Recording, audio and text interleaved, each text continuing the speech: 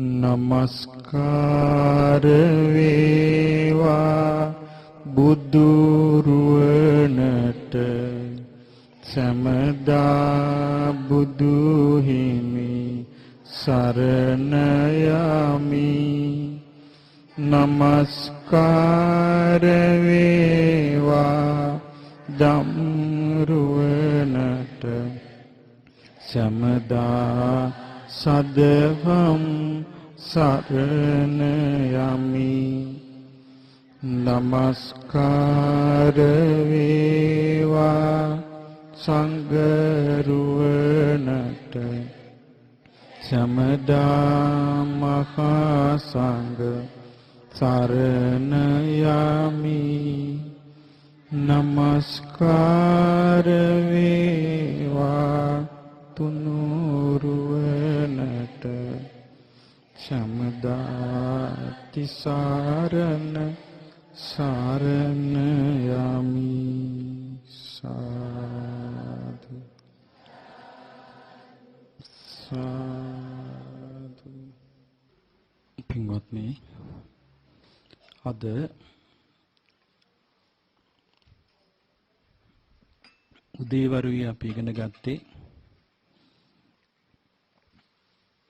කවුරු ගැනද?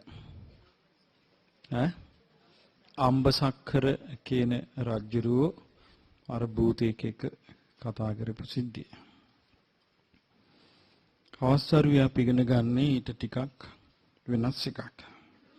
නමුත් ඒ වගේම එකක්. බුදුරජාණන් වහන්සේ පිරිනුවන් පෑවට පස්සේ කුමාර කස්සප කියන මහරහතන් වහන්සේ 500ක් භික්ෂුන් වහන්සේලා පිරිවරාගෙන සේතව්‍යා කියන නගරයේ චාරිකාවේ වැඩි. ඒ කාලේ නගරයේ හිටියා පායාසී කියලා. ඒ කියන්නේ කෝසල රාජධානියට අයිති තැනක් පායාසී කියලා රාජාන්‍ය කෙනෙක්. රාජාන්‍ය කියලා කියන්නේ ඔටුනු පලන්දල නැහැ. නමුත් රජෙකුගේ බලතල තියෙනවා. එයාට කියන්නේ රාජාන්‍ය කියලා පාලි වචනේ. එතකොට මේ රාජාන්‍ය හිටියේ මිසදිටු මතයක. මොකද්ද හිටියේ මතේ? මිසදිටු මතයක කියන්නේ කල්පනා කළේ මරණින් මත්තේ උපතක් නැහැ. මරණයට පස්සේ නැවත උපදින්නේ නැහැ කියන මතයේ හිටියේ. ඉතින් අර කුමාර කස්සප මහරහතන් වහන්සේව බැහැ දකින්න මිනිස්සු යද්දී මේ පායාසි රාජන්න දැක්ක සඳුරුතලේ මේ දවල් කාලේ බත් කාලා හාන්සි වෙලා හිටියා සඳුරුතලේ හාන්සි පුටුවේ.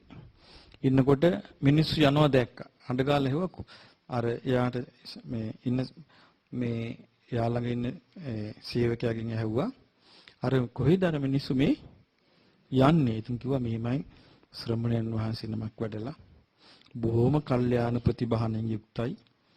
බොහොම ලස්සනට මේ ධර්ම කතාව කරනවා. එහෙනම් මිනිස්සුන්ට පොඩ්ඩක් ඉන්න දෙන්න නවතින්න කිව්වා. ඒ මිනිස්සු ටික අමාරු දාන්න ඉස්සර වෙලා මාත් එන්නම් කිව්වා. ඒ කිව්වේ දැන් ওই මිනිස්සු ටික අමාරු දාන්න කවුද? කුමාර කස්සප මහරහතන් වහන්සේ. කුමාර කස්සප මහරහතන් වහන්සේ කුමාර කස්සප ඒ ශ්‍රමණයා ওই මිනිස්සු ටික නොමග යවන්න ඉස්සෙල්ලා මං එන්නම් කිව්වා. කියලා දැන් මෙයා ගියා. ගිහලා ඊට පස්සේ මෙයා එක එක කරුණ කියනවා මේ සත්‍යය උපදින්නේ නැහැ. ඒවා යා ඒකට කරපු පරිේෂණ. නිකම්ම නිකන් නෙමෙයි මෝඩ පහේ පරිේෂණත් කළා. මොනවද? මරණයට කැපෙච්ච මිනිසුන්ව මුට්ටියේ දැම්මා. දාලා උඩින් වැහැව්වා. පහළ වටේට මැටි ගැහුවා. යටින් ගින්දර දැම්මා. දාලා කිව්වා හොදට රෝසුනක ඉඳලා ඇතුළ හිමීට ඇරලා බලහල්ලා ආත්මේ පිට වෙනවාද කියලා. හොයාගන්න නැහැ. ඊට පස්සේ පව් කරපු අයට මරණ දඬුවම් දෙනවනේ. ඊට පස්සේ කිව්වා අපිට දැන් පොතේ පතේ එක එක්කෙනා කියනවා මැරිලා පළච්ච අය පව් කරපු නිරේ උපදිනවායි කියලා. නිරේ කිව්වොත් ඇවිල්ලා කියාපන් කිව්වා. ආපු එකෙක් නැහැ. පින් කරපු අයට ඉන්නවා කියලා ආරංචි වුණා. ආරංචි වෙලා පින් කරපු උදවිය ළඟට ගියා. ගිහින් කිව්වා පින් කරපු අය දෙවියන් අතරට යනවායි කියනවා. දෙවියන් අතරට ගියොත් නවරදීම වරින් කිව්වා. එළ කියාපන් කිව්වා. එකෙක් ආවේ නැහැ. ඒකෙන් මේකෙන් මෙයා සම්පූර්ණ මතයක බැහැගත්තා මරණින් මත්තේ මොකෝවත් නැහැ කියලා. එතකොට කවුරු හරි පිනක් පවක් ගැන කතා කළොත් දානයක් දීපන් කියලා කිව්වොත් හිතන්නේ මොකද්ද මේ? කන්ට සූත්‍රය. මේ කන්ට හදාගත්තු ගැටයක්. දීපන් කියන්නේ කියලා හිතුවා. හිතලා මේකට සම්පූර්ණයෙන්ම මෙයා විරෝධي දැන්. කිව්වා හරි මිනිසුන්ට ඔහොම යන්න එපා නවතින්න කියපන් කිව්වා මාත් වෙනවා මේ මිනිස්සුන්ට මගේ වණ්ඩි ඉස්සෙල්ලා මේ මිනිස්සු ටික බේර ගන්න කියලා මෙයා ගියා. ගිහිල්ලා කතා බස් කරලා ඒ ධර්ම සාකච්ඡාව ඉවර වෙනකොට මෙයා පිළිගත්තා. මරණින් මත්තේ උපදිනවා. කර්මානුරූපව උපදින්න වෙනවා කියලා පිළිගත්තා. ඉතින් එදා ඉඳලා එයා මොකද කළේ? පිළිගත්තට පස්සේ දාන දෙන්නත් ආසා කළා. දන් වැටක් ගැහැව්වා. දන් සලත්. ගබඩාවෙන් දානෙට දෙනවා නියුඩුහාල් නිකුත් කරනවා. කාඩි හොද්දට බඩුත් දෙනවා. දැන් ඒකට දානශාලාවේ මොනවද තියෙන්නේ? දන් පොලි. ඔව් නියුඩුහාලේ බතුයි කාඩි හොදි. එකල්ලි පායාසි රාජන් නිතෙමේ ශ්‍රමණ බ්‍රාහ්මණ දුගී මගී යාචක ආදීන්ට දානයක් පිහිටෙව්වේය. ඒ දැන් වටේ වනාහි මෙබඳු බොජුන් දෙනු ලැබේ. කාඩි හොදි නිවුඩුහාලේ බතුත්ය. ඒ වගේම ලොකු වාටි ඇති ගොරෝසු රෙදිය. එතකොට මිනිස්සුන්ට දෙන රෙද්ද මොනවද? අමුරෙදි. අමුරෙදි දන්නවනේ.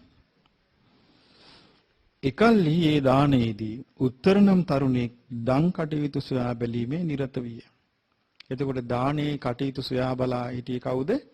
ඒක බාර විටිය උත්තර කියන තරුණයෙකුට තමයි. යා තමයි ඒක රස්සා. මොකද දානේ බලන එක. ඉතින් මෙයා දානේ බලද්දී දානේ පූජා කළා මේ හැමදේම කියනවා. අනේ මේ දානේ හේතුවෙන් මට මේ පායාසි රාජන්‍යා ගාව රස්සාව කරන්න ලැබුණා. පරලොවදී එසේ නොවේවා. මේ දානේ පිනේ බලෙන් මට පරලොවදී නම් මේ වගේ විපතක් වෙන්න එපා කියලා. එතකොට නැවත මේක කියන එක මිනිස්සු ගිහින් අරයාගේ කණේ තිබ්බා. මොකද්ද කණේ තිබ්බේ? අන්න උත්තර කියන තරුණයා හැමදෑම මහන්සි වෙලා අර දානේ ඔබ වහන්සේ හදා දීපු දානේ මිනිස්සුන්ට දෙනවා. දීලා පිරිකරක් දීලා මෙහෙම එකක් ප්‍රාර්ථනා කරනවා. මේ ආත්මේ මං මේ පායස රාජාන්‍යත් එක්ක එකතු වුණාද යමක් කරන්න ලබන ආත්මේ නම් මට එහෙම නොවේවා. ඊට පස්සේ පායස රජුරෝ මෙයාට අඬ ගැහුවා. අඬ ගාලා ඇහුවා දරුව. හැමෙන්ද නුඹට මම මේ දානවලට පැවරුවාට පස්සේ නුඹ මේ වගේ ප්‍රාර්ථනාවක් කරනවා කියන්නේ මොකද්ද පැතුම? ඔව් මේ ආත්මේ පායාසි රාජාන්‍යයා සමග මං එකතු වෙලා ඉන්නවාද මට පරලොවේදී මේ දානීය අනුසස් බලෙන් එහෙම වෙන්න එපා. ඊට පස්සේ ඇහුවා එසේ භවත පින්වත එහෙමයි කිව්වා. මං ඒක පතනවා කිව්වා. කොල්ල බය නැහැ. අද වගේ නම් මොකද්ද කියන්නේ? නෑ සර් මං එහෙම කියනවාද කියලායි. නේද? මේ පළු යනකම් බැනලා අනිත් පැත්තට ඇහුවා මෙහෙම බැන්නද? අනේ මං දන්නේවත් නෑ කියනවා.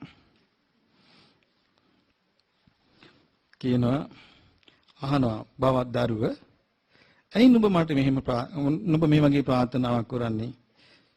එතකොට මේ පිනින් ප්‍රෝජනේ තියන අය නෙමෙයිද අපි? අපි පුණ්‍ය විපාක වලට කැමති නැද්ද කියලා අහනවා. අර කොල්ලුවගෙන් අහනවා. කොල්ලුවා කියනවා පින්වත තමුන්නාන්සේගේ භෝජනේ තියෙන්නේ කාඩි හොද්දයි නිවුඩු හාලයි. තමුන්නාන්සේ ඔය ආහාරේ පයින්වත් ස්පර්ශ කරන්න කැමති නැහැ කිව්වා. තමුන්නාන්සේ කන බොන භෝජනත් එක්ක බලද්දී ඔය දෙන එක පයින්වත් ස්පර්ශ කරන්න කැමති එකක්ද කියලා ඇහුවා. අනුභව කරන ගැන කතාව පැත්තක ඈත එකක් කිව්වා ඒක. ඒක ඈත එකක්. අනුභව කරන කතාව. පයින්වත් ස්පර්ශ කරන්න කැමතිද කියලා ඇහුවා. තමුන්නාන්සේ මේ පූජා කරන වස්ත්‍ර පයින්වත් ස්පර්ශ කරන්න කැමතිද කියලා ඇහුවා. මේ ගොරෝසු රෙදි පොරවන්න ආසාව ගැන ඈත කතාවක් කිව්වා. ඉතින් කිව්වා තමුන්නාන්සේ අපිට ප්‍රිය මනාපයි. නමුත් මේ මනාප දෙයක් තමුන්නාන්සෙත් එක්ක මගේ දෝෂයක් නෑ කිව්වා. තමුන්නාන්සේ බොහොම හොඳයි ප්‍රියයි මනාපයි මට. හැබැයි මේ මනාප දෙයක් එක්ක මේ මම අමනාප එකක් එකතු කරන්නේ කොහොමද කියලා ඇහුවා. මං කැමති නෑ කිව්වා මේවා දෙන්න. ඉතින් මං අකමැති දෙයක් මට දැන් දෙන්න වෙලා තියෙනවායි. මං කොහොමද මේක කරන්නේ? කොල්ල ධර්මයේ දන්න බව පේනවනේ. ධර්මයේ දන්නවා මේ ළමයා. ඊට පස්සේ කියනවා එසේනම් උත්තර දරුව මම යම් බොජුනක් අනුභව කරනවාද ඒ භෝජනයේම මේ දන්සැලේ දීපන් කිව්වා. ඔන්න වෙනස් වුණා. මම යම් වස්ත්‍රයක් පොරනවාද ඒ වස්ත්‍රම දන්සලෙත් පූජා කරපන් කිව්වා. ඉතින් මේ කොල්ල බොහෝම සතුටු වුණා. සතුටු වෙලා ඒ විදිහටම කළා. ඊට පස්සේ මොකද වුනේ?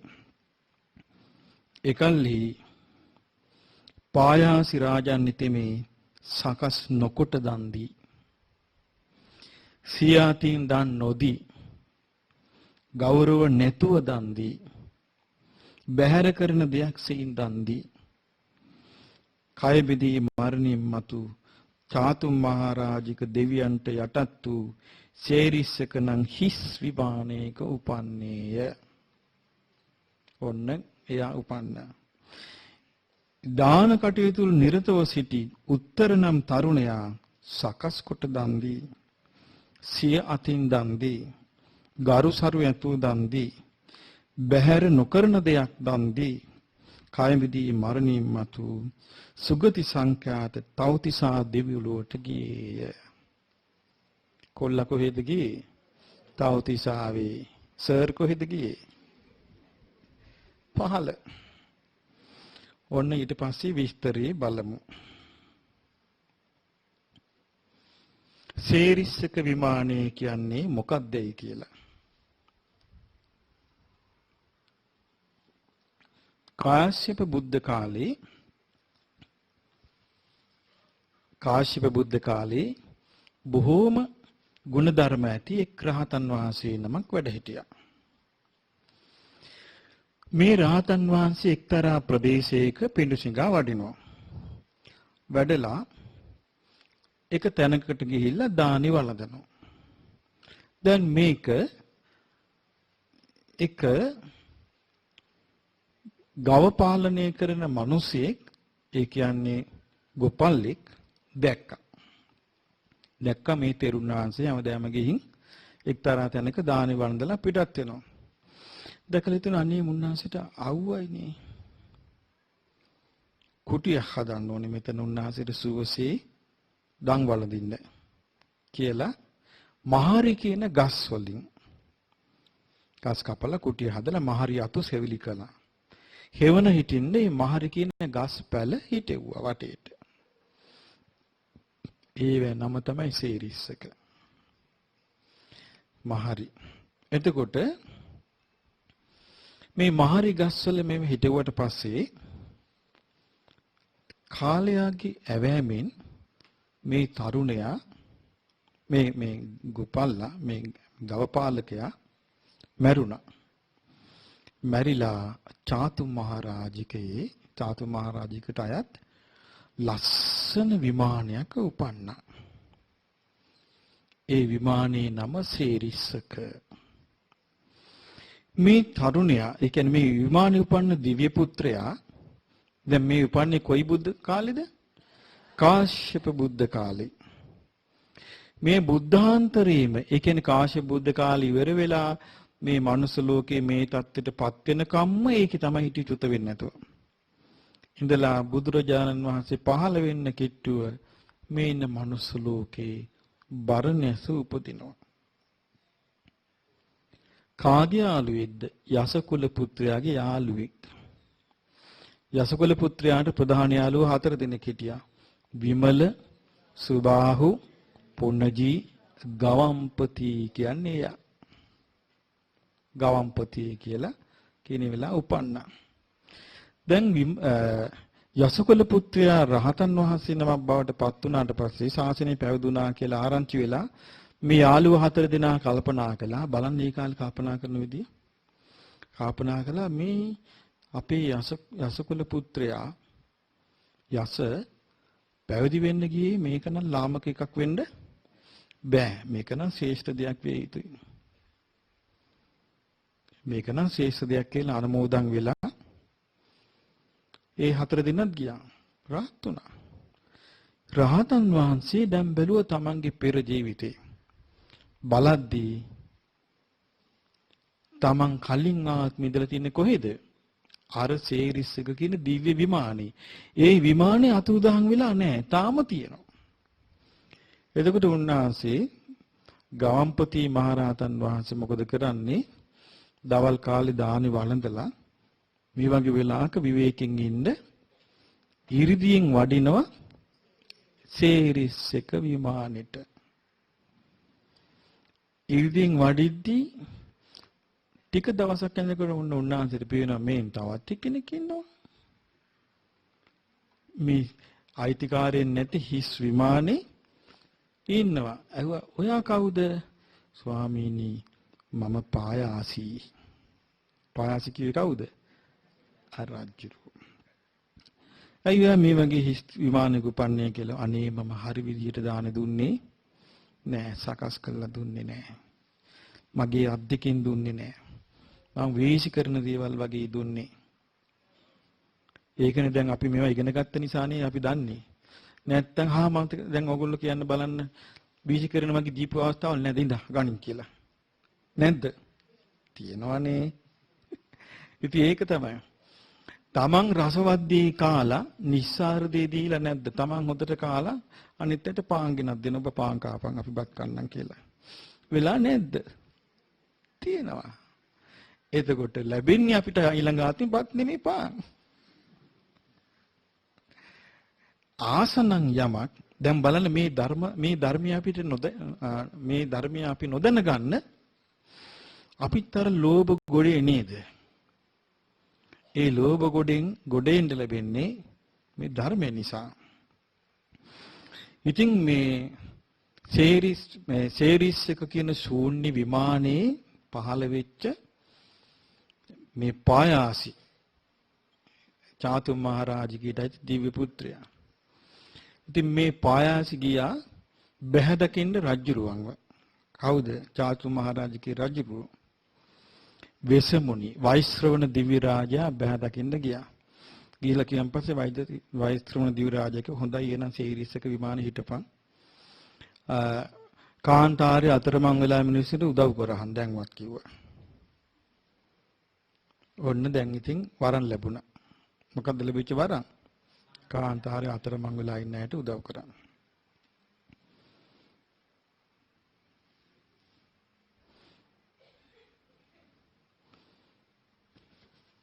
සේරිස්සක දිව්‍ය පුත්‍රයාගේ ඒ වෙලෙඳුන්ගේ එක්වීම යම් තැනක සිදු වුණා. එය අහන්න. ඔවුන් විසින් පවසන ලද මේ සුභාසිත කතාව සියලු දෙනා අහගෙන ඉන්න. සේතව්‍යා නුවර පායාසී කියා රජ කෙනෙක් හිටියා. ඔහු යසස් ඇති භූමාටු දෙවියන් අතර උපන්න. එතකොට පායාසී කොහෙද උපන්නේ? භූමාටු දෙවි කෙනෙක් වෙලා.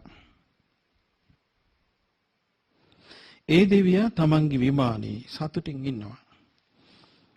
අමනුෂ්‍යෙක් වූ ඒ දෙවියා මිනිසුන්ට මෙහෙම කිව්වා. ඒ කියන්නේ ගල්කරු පිරිසක් සින්දු සෝවීර දේශයට. ඒ කියන්නේ දැන් අපි දැන් වර්තමානයේ ගත්තොත් ඒක අයිති වෙන්නේ පාකිස්තාන් පැත්තට. මෙහෙ ඉඳලා ශ්‍රාවස්ති පැත්තේ ඉඳලා යනකොට හම්බ වෙනවා පාකිස්තාන් ওই රාජස්ථාන් පැත්තේ ලොකු කාන්තාරයක්.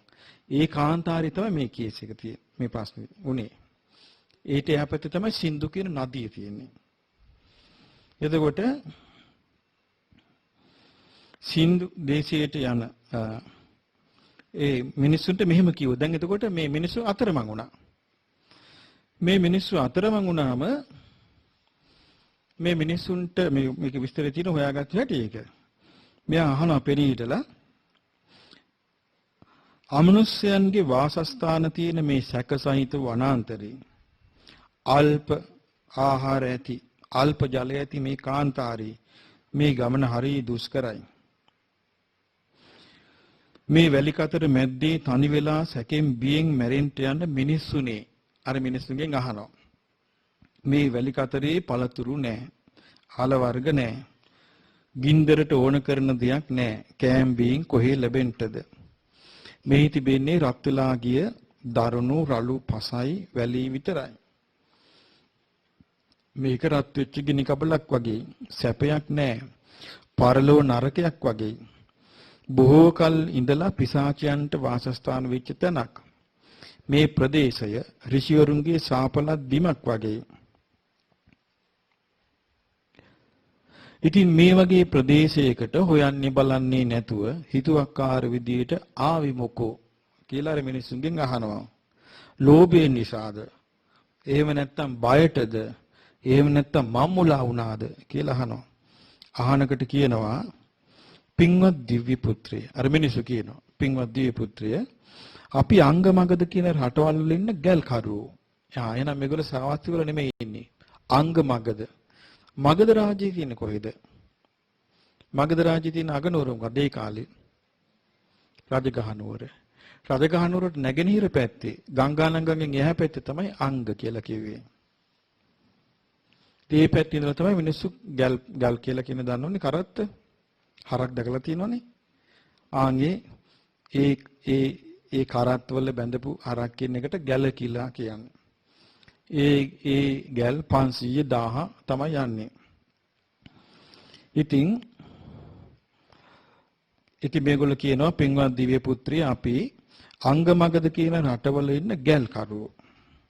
අපි බඩමුට්ටු පුරෝගෙන මේ සින්දු සෝවීර දේශයට යන ගමන් මිල මුදල් උපයා ගන්න අදහසින් අපි මේ ගැල් ගමන යන්නේ. ඒතර යන්නේ මොකේද? බිස්නස් වලට. දවල් කාලේ පිපාසය උහුල ගන්න බෑ. ගොනුන්ටයි මිනිසුන්ටයි පහසු තැනක් හොයාගෙන තමයි අපි මේ හනික ආවේ. ඒ කියන්නේ ඉක්මනට එන්නේ දැන් අවුව රස්නේ වැඩි පහසු තැනක් හොයාගන්න. අපි සියලු දෙනා රෑ මාර්ගයට ආවේ සුදුසු කාලෙට නෙවෙයි. අපිට ගමන යන්න බැරි වුණා. පාරේ වැරදුනා. අන්ධයන් වගේ ආකූල වුණා. මේ කාන්තාරේ හොඳටම මම්මුලා වුණා. දුර්ග මම්මාවත් ඇති මේ වැලි කතර මැද්දේ අපි හිත අවුල් වෙලා ඉන්නේ. දිශාව හොයාගන්න බෑ. ඊට පස්සේ කියන පින්වත් දිව්‍ය පුත්‍රය මේ වගේ දෙයක් අපි කලින් දැකලා නැහැ. ඒ කිව්වේ මේ විමානේ හරි ලස්සනයි කියලා. එතකොට මේ මිනිස්සුන්ට මේ විමානේ පේනවා. මේ විමානේ දැක්කට පස්සේ අපිට හිතුණා අපට ජීවිතේ ලැබුණා කියලා. අපි දැන් සතුටු සිතින් ඉන්නේ. එතකොට කියනවා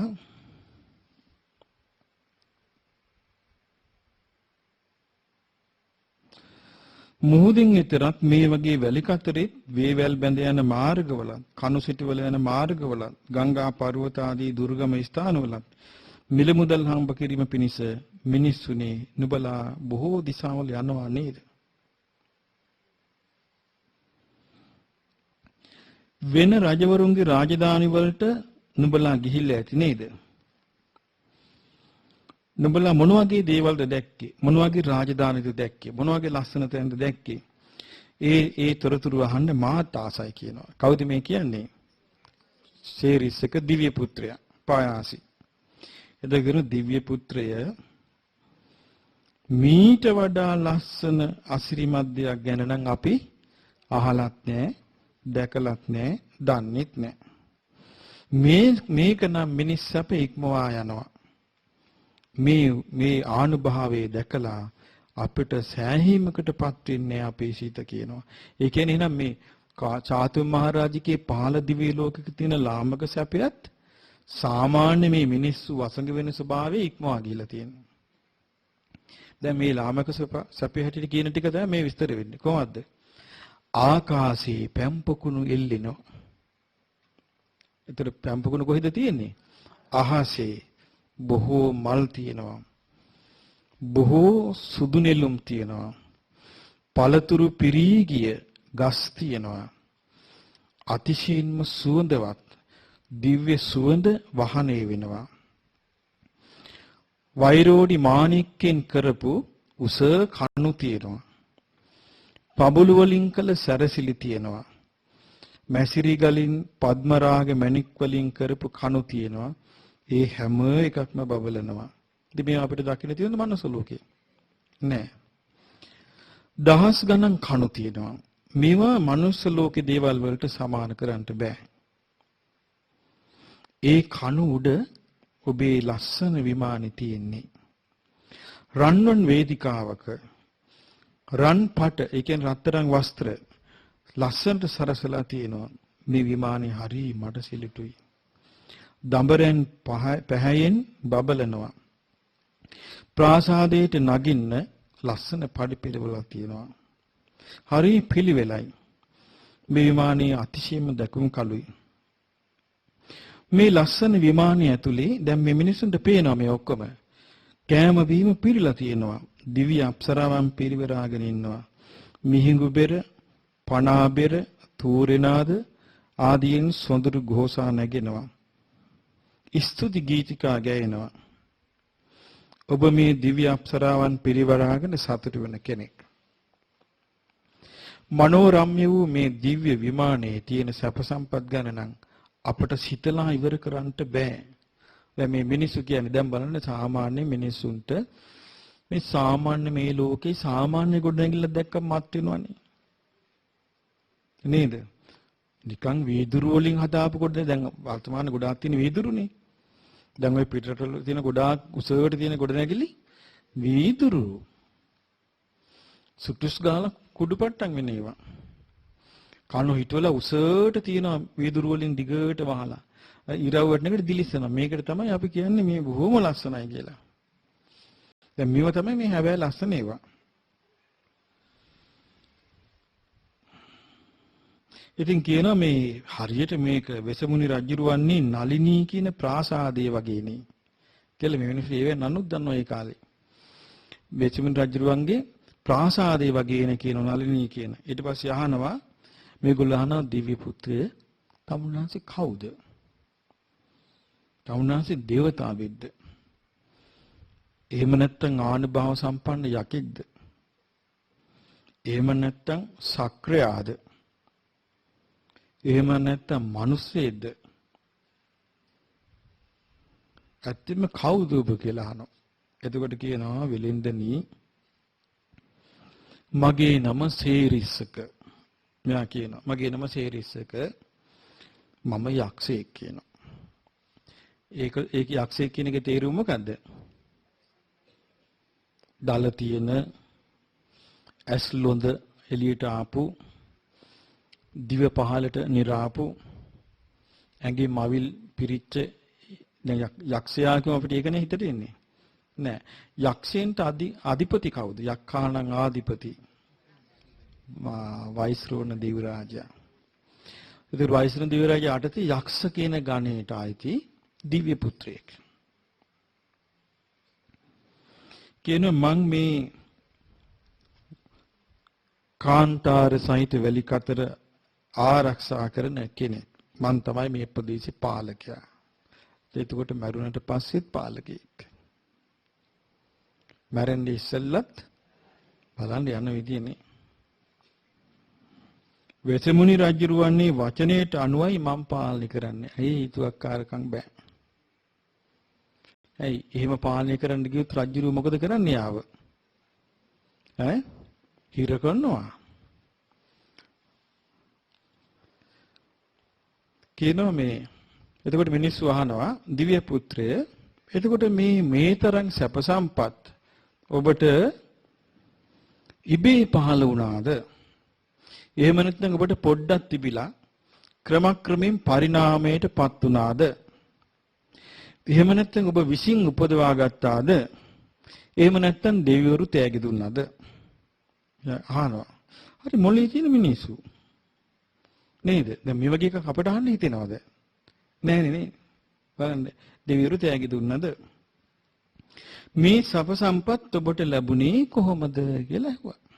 ආනන්ද කියනවා පින්වත් වෙලින්දනි මාගේ මේ සප සම්පත් ඉබේ පහළ වුණා නොවේ. ක්‍රමක්‍රමයෙන් පරිණාමයටපත් වුණාත් නොවේ. ගස් කොළන් නම් අපි හිතෙව්වා කිමෙන් කිමෙන් පරිණාමයටපත් වෙලා පළහට ගන්නවා. එහෙම නෙමෙයි. තමන් විසින් උපදවා ගත්තත් නොවේ. දෙවිවරු දුන්නෙත් නැහැ. මං කරගත්තු පින් නිසයි මේවා ලැබුණේ. එතකොට අහනවා පින්වත් දිව්‍ය පුත්‍රය ඔබ කරගත්තු පින කුමක්ද? ඔන්න මේවා කවුද අහන්නේ? අර වෙලෙන්දු ටික අහන්නේ. මේ කාලේ වෙලෙන්දන්ට පාර වැරදිලා ගියොත් ඕව අහින්නේ නැහැ. මොකද්ද කරන්නේ? පුළුවන් නම් ඒ දෙවියත් අත්අඩංගුවට අරගෙන අර විමානෙට පැනලා අර අප්සරාවියන්වත් අල්ලගෙන අර කැම්බියන් ටිකත් අනුභව කරලා පයින් නැද්ද? ආන්න වෙනස. මෙයා අහනවා මේගොල්ලෝ කලබල නෑ බලන්න නේද? කලබල නැතුව අහනවා ඔබ සමාදන් වුණේ මොකද්ද? ඔබේ බඹසර ජීවිතේ මොකද්ද? ඔබ මොනවද පුරුදු කළේ? ඔබට කොහොමද මෙච්චර මනස්කාන්ත සප සම්පත් ලැබුණේ? එතකොට මෙයා කියනවා කවුද කියන්නේ? සේරිසක දිව්‍ය පුත්‍රයා කියනවා මං ගිය ආත්මේ කොසල් ජනපදයේ පොඩි රජෙක්.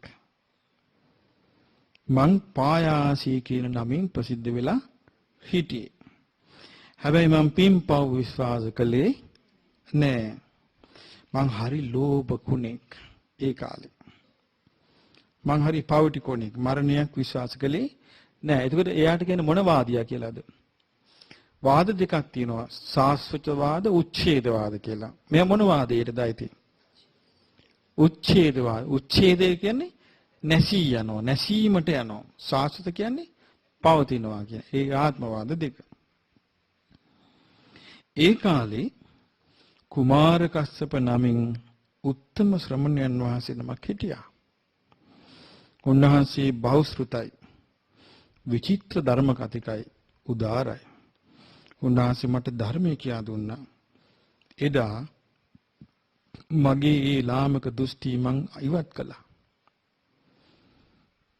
උන්වහන්සේගේ ධර්මය අහලා මං උපාසකෙක් වුණා. තෙරුවන් සරණ ගියා. ඔන්න දැන් බලන්න තෙරුවන් සරණ ගියා. මං සතුන් මැරීමෙන් වෙන් වුණා. සොරකම් කිරීමෙන් වෙන් වුණා. මත්පැන් බිව්වේ නෑ. බොරු කිව්වේ නෑ. සිය බිරිඳ ඉක්මවා ගියේ නෑ. මේක තමයි මගේ වෘතේ. ඒකට මොකද කියන්නේ? වෘතේ කිව්වා. ඒක තමයි මගේ බඹසර. මම ඒක හොඳට පුරුදු කළා. ඒ නිසා මට මේ විමානෙ ලැබුණේ. ඊට පස්සේ කියනවා ප්‍රඥාවන්ත මිනිස්සු කියලා කියන්නේ ප්‍රඥාවන්ත මිනිසුන් කියා දෙන්නේ ඇත්තක්මයි. ඒ නුවණැත්තන්ගේ වචන වෙනස් වෙන්නේ නැහැ.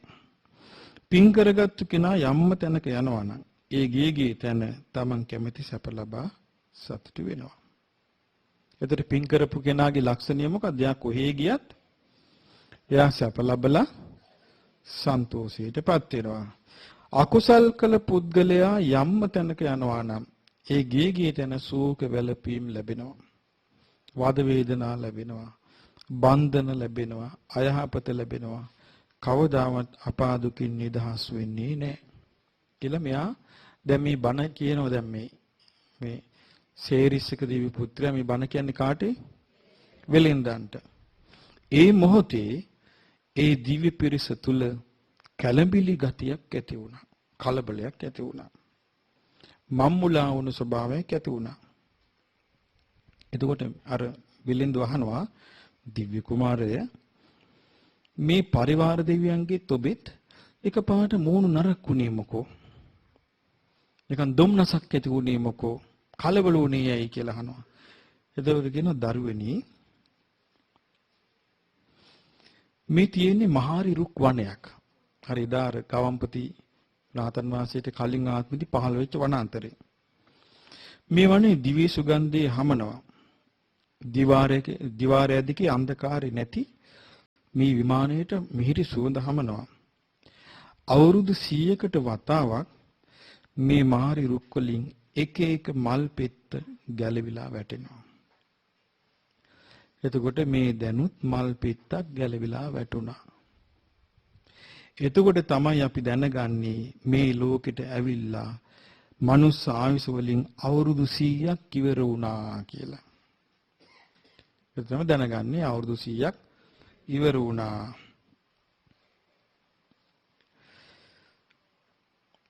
මේ විමානේ තව ඉන්න තියෙන්නේ අවුරුදු 500යි. තව කොච්චරද ඉන්න තියෙන්නේ ඒගොල්ලන්ට? අවුරුදු 500යි. මම ඒක දන්නවා. මගේ ආයුෂත් පිනත් පිරිහිමින් යනවා. මම කියනවා. අන්න ඒ ගැනේ මගේ හිතේ ගොඩක් කම්පාව තියෙන්නේ. එතකොට යාට කරගන්න දෙයක් ඒ වෙලාවේ නැහැ. ඇයි යාට කවුරුත් මොන ගහින්නෙත් නැහැ නේ කෙනෙක් කියන්නේ. එයාට අවසර තියෙන්නේ එතනට ආපු කෙනෙකුට උදව් කරන්න විතරයි. මම හිතන්නේ මේ වෙලාවෙත් මේ දෙවිය කරන්න ඇත්තේ මේ පිරිස ගෙන්නලා මේක කියන්න මේ පාර හරි ගස්ස ගත්ත එක වෙන්න ඕන.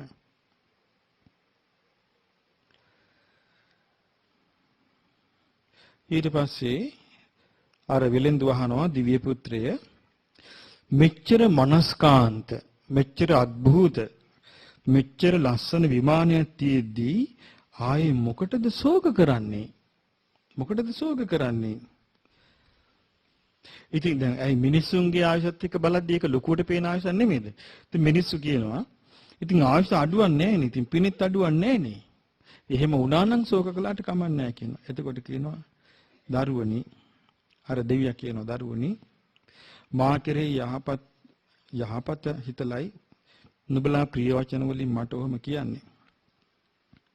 මාත් නුඹලාට ආරක්ෂාව සපයනවා. කැමති තැනකට යන්න සුවසේ යන්න සලස්සලා දෙන්න පුළුවන් කියනවා. ඊට පස්සේ කියනවා අපි බලාපොරොත්තු වන්නේ ශාලි ටිකක් හම්බ කරගන්න සින්දු සෝවීර භූමියට යන්නයි. ඒතකොට මේගොල්ලෝ වෙලෙන්දන්ගේ බලාපොරොත්තුව මොකද්ද? මුදල් ටිකක් උපයා ගන්න සින්දු සෝවීර දේශයට යන්න. හැබැයි තමුන්නාසිර අපි පොරොන්දුවක් වෙනවා.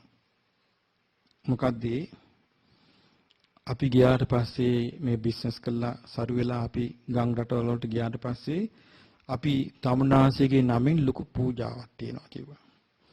එතකොට මෙයා කියනවා සේරිස් එක කියලා පූජාවක් තියෙනවා. එතකොට ඒ දෙවියා කියනවා ඔය සේරිස් එක පූජාවල් කරන්න යන්න එපා.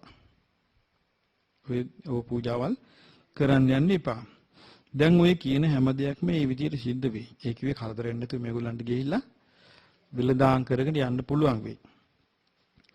පව් අත්තරින්ද ධර්මානුකූලව ජීවත් වෙන්න එකයි කියන්නේ. ඊට පස්සේ කියනවා විලෙන්දන්ට හොඳ එකක් කියනවා.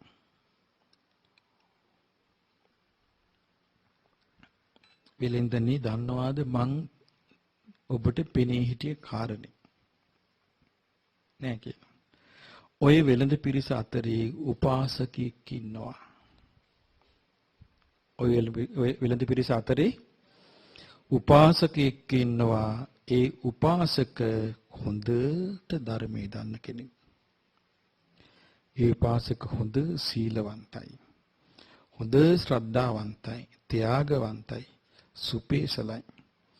හොඳ නෝනක් තියෙනවා. ප්‍රීති සිතින් ඉන්නේ.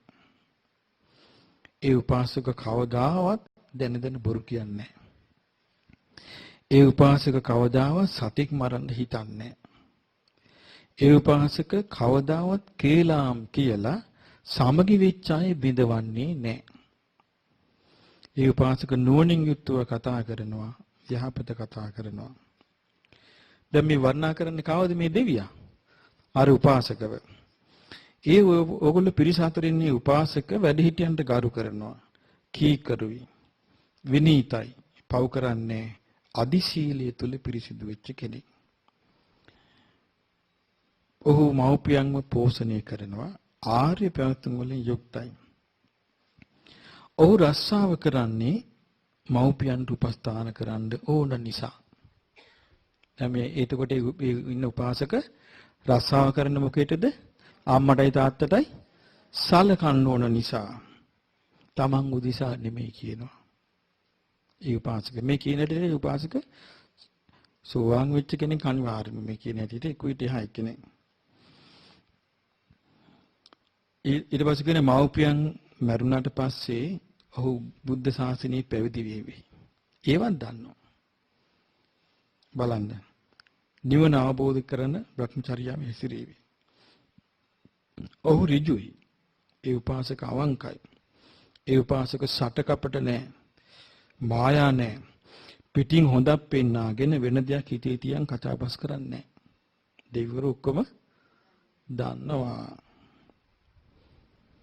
ඊට පස්සේ කියනවා ඒ විදි යහපත් දෙයක් කරමින් ධර්මයේ පිහිටලා ඉන්න කෙනෙක් පිරිසේ ඉඳිද්දී ඔබට දුකක් ලැබෙන්නේ කොහොමද? එතකොට එහෙනම් මේ පිරිසව බේරෙන විදිහට පාර හැදුනේ කවුරු නිසාද? ආර උපාසක නිසා. කියනවා මෙතන එම්බා වෙලෙන්දනි ඒ උපාසක සිටපු නිසයි නුඹලා ඉදිරියේ මං ආවේ. මේ උපාසක හිටිය නිසයි මං ආවේ. ඒ නිසා වෙලෙන්දනි ධර්මයේ දකින්න ඕනේ. ඒ උපාසක පින්වතා නුඹලාගේ පිරිස සමග මේ ගමනට නාවා නම් මේ ගමනට ආවේ නැත්තම් ආකූල වෙච්ච අන්ධයන් වගේ මේ මරු කතරේ නොයේ කරදර වලට බඳුන් වෙලා නුඹලා ඉක්මනින් විනාශ වෙනවා. ඒකාන්තින්ම සත්පුරුෂයන්ගේ ඇසුර සැපක්මයි. අන්න දැන් මේක අපිට තව කාරණයක් අල්ලගන්න තියෙනවා. එතකොට මේ සේරිස්සක දිව්‍ය පුත්‍රයාට වෙසමුණි දිව්‍ය රාජයාගෙන් වරන් ලැබුණේ කාන්තාරයේ අතරමං වෙච්ච රකින්නනේ. කාන්තාරයේ අතරමං වෙච්ච කවුරු රකින්නද? තෙරුවන් සරණ ගිය උපාසකවරු රකින්නයි. ඔන්න බලන්න දැන් වෙන හින්දිය. දැන් තිසරණ මොකක් වන්නේ ලෝකෙට ආඩපාලිකයේ දෙවියන්ගෙන් අපි ඉල්ලනවා. ලැබෙයිද? භූතයෙක්ව බලන්නේ. පූජා වට්ටියක් දුන්නොත් විතර භූතය පූජා වට්ටිය පිණිස පොඩ්ඩක් බලලා යයි යන්න මේ විරිත්තලා. ඒ නිසා පූජා වට්ටියක් හරියට ඒ කියන්නේ මේ ලාභ ප්‍රයෝජන පිණිස භූතේ සලකන්න පුළුවනි. මේ ක්‍රමයට සතරවරන් දිව්‍ය රාජ මණ්ඩලයේ අය බලන්නේ දැන් මේ හරි පැහැදිලිනේ කියනවනේ මේ උපාසකුන් නැහැ නාවා නම් නුඹලාට වෙන දේ මොකද්ද වෙන්න දේ කියන්නේ ආකුල වෙලා අන්දමන්ද වෙලා අන්දේ වගේ මේ මරු කතරේ නුඹලාට වෙච්ච දෙයක් හොයාගන්න නැහැ කියනවා මේ උපාසකුන් නැහැ නාවා නම් ඔන්න බලන්න මේ මිනිසෙකුගේ ගුණේ එතකොට කියනවා සත්පුරුෂයන්ගේ ඇසුර ඒකාන්තින් සැපයක් කියනවා. දැන් බලන්න මේ සේරිස්සක දිව්‍ය පුත්‍රයා අන්න දැක්කද රාජාන මොකද්ද වෙසිමුන් රජුරුවන්නේ අන ඉෂ්ට කරන විදිය. දැක්කද මේ කාන්තාරයේ අතරවන් වෙලා මෙයා පාඩුවේ ඉන්න පැත්තක එයාව රකින්නයි මේ ඔක්කොටම පෙනී හිටියේ. පෙන්නුවේ. ඉතින් අහනවා අර පිරිස දන්නේ නැහැ කවුද කියලා. අහනවා වෙලෙන්ද ටික එකතු වෙලා පින්වත් දිව්‍ය පුත්‍රය ඔහු කවුද? ඔහු මොන වගේ රස්සාවක්ද මේ පිරිස අතර කරන්නේ? ඔහුට අපි කියන නම මොකද්ද? මොකද්ද ඔහුගේ ගෝත්‍රය? අපි කැමති දැනගන්න. තමුන්නාන්සේ යම් කෙනෙක් කෙරෙහි අනුකම්පාවෙන් අපේ ඉදිරියේ පෙනී හිටියා නම් ඒ තමුන්නාන්සේ අනුකම්පාව දක්වපු එක්කෙනා අපේ ගමනේ සිටීම අපිට ලාභයක්මයි. ඒ කවුද කියලා අහනවා. එතකොට කියන උතන ඉන්නවා එයා උතන ඉන්නවා. ඒ තමයි තමුන්නාන්සේලාගේ කොණ්ඩේ කපන කෙනා. කරන වෑමියා බාබර්. ඒගොල්ලන්ගේ කොණ්ඩේ කපන කෙනා බාබර් කරන වෑමියා. කියන බලන්න හොයලා එයාගේ නම එයා සම්භව. එයාගේ නම මොකද්ද? සම්භව. එයා ජීවත් වෙන්නේ පනාවෙන් කියනවා. පණා වෙනුයි දැලි පිහිනුයි කියන ජීවත් වෙන්නේ. අඳුන ගන්න කියන එයා කම්කරුවෙක් කියනවා. එයා බොහෝම උතුම් කෙනෙක්. එයා පහත් කෙනෙක් කියලා ඔයාලා සලකන්න දෙපා කියනවා. දැන් බලන්න මේ මිනිස්සෙක් ශ්‍රේෂ්ඨ වෙන්නේ නම් මිනිසෙකුගේ ඇඳුමෙන්ද? නෑ. කිසි දවසක මිනිසෙක් වස්ත්‍රයකින් ශ්‍රේෂ්ඨ වෙන්නේ නෑ. මිනිසෙක් ශ්‍රේෂ්ඨ වෙන්නේ මිනිසයා යන වාහනයෙන්ද? නෑ. පිරිහෙන ලෝකෙට නම් ඇඳුම ශ්‍රේෂ්ඨයි, වාහනේ ශ්‍රේෂ්ඨයි. මට ළඟදී මහත්තයෙක් කිව්වා අර බිස්නස් කරන පවුලකට කියලා තියෙනවා අනේ පුතේ ওই වාහනේ නම් යන්න එපා ලොකු එකක් ගන්න සැලකිලි ලැබෙයි කියලා. ඊට පස්සේ වටිනා වාහනයක් අරගෙන ඊට පස්සේ මේ මහත්තයාට කිව්වලු අංකල් කියව කතාව හරි. දැන් අපිට හරි සැලකිලි කිව්වලු. ඉතින් මේ සලකන්නේ මොකේද? වාහනේට. මිනිස්සු සලකන්නේ ඇඳුමට. මිනිස්සු සලකන්නේ ලොකු ගයක් තිබ්බනම් ඒකට. එහෙම වෙන්න මිනිස්සු පිරිහෙනවා. මේ පිරිහෙන යුගේ. ඔව්. දැන් බලන්න මෙතන ශ්‍රේෂ්ඨ පුද්ගලයා කවුද? බාබර්. ශ්‍රේෂ්ඨ පුද්ගලයා. කියන යා පහත් කොට හිතන්න එපා කියලා. ඒතර එයා කවදාවත් එයා හුවා දක්වලද? එයා පිරිසමැද දෙර්මිනිය පුතාගෙන ඉඳලාද? නෑ. සමහරට එයාට කැම ටික හම්බෙන්නේ අන්තිමට. ඔක්කොටම බෙදලා නේද? ඒ බිස්නස් කාර්ය වෙලෙන්දෝ කට්ටිනෝ යන්නේ ලොකු අයනේ. කන්න ටික හම්බෙන්නේ අන්තිමට. වතුර ටික හම්බෙන්නේ අන්තිමට. එයා කරන්නේ පොඩි රස්සාවන්නේ. එයා ඒක කරන්නේ මොකේද? දෙමාපියන්ට සලකන්න ඕනට හිතේ තියෙන්නේ මහාන වෙන එක. පැවිදි වීම. ඊට පස්සේ කියනවා පින්වත් දිව්‍ය පුත්‍රය ඔබ මේ කතා කරන්නේ කවුරු ගැනද කියලා අපි දන්නවා. හැබැයි මෙච්චර උතුම් කෙනෙක් කියලා අපි දැනගෙන හිටියේ නෑ. පින්වත් දිව්‍ය පුත්‍රය ඔබේ උදාර වචන යහලා අපි ඒ තැනත්තා පුදන්න කැමති. එතකොට ඒ දිව්‍ය පුත්‍රයා කියනවා එහෙනම් එයාව මුල් කරගෙන ඔක්කොම මේ විමානෙට ගොඩ වෙන්න කියනවා. එතකොට එහෙනම් හරයාගේ පිහිටෙන් තමයි. කාගේද? ඔව් ඒ සම්භවගේ පිහිටෙන් තමයි අනිත් අයටත් අර විමාන රින්ගන්න පින් ලැබෙන්නේ. එතකොට කියනවා ඔය තවල මේ බාල මහලු මධ්‍යම වාසී යම් අය ඉන්නවනම් ලෝභ සිත් ඇති අය ඉන්නවනම් දන් දෙන්න අකමැති අය ඉන්නවනම් ඒ සියල්ලෝ මේ විමානයට නගිට්වා මේ පින්පල හොඳින් බලත්වා කියනවා. කියනකොට අර ඔක්කොම පෙළ ගැහුණා අර යව ඉස්සරහා තියලා. කවුද? ඔව් බාබර් ඉස්සරහා සම්භව කියන පින්වත් උපාසකට පිටිපස්සෙන් ඔක්කොම පෙළ ගැහුණා. පෙළ ගැහිලා හැමෝම සක්‍ර දෙවියන්ගේ තවතිසා භවනට නගිනවා වගේ ඒ විමානයට නැග්ගා. ලස්සන අත්දැකීන්නේ. අද අපිට තියෙදි මේවා හිතන්නවත්. ස්වප්නකින්වත් පේනවද? ස්වප්න වලින් පේන්නේත් බය ඒවා. එතකොට බලන්න අද කාලේ කොච්චර දුර්වලයිද මේ කාලෙට ගරහනවල මේ ගැරිය යුතු දෙයට ගරහනවා.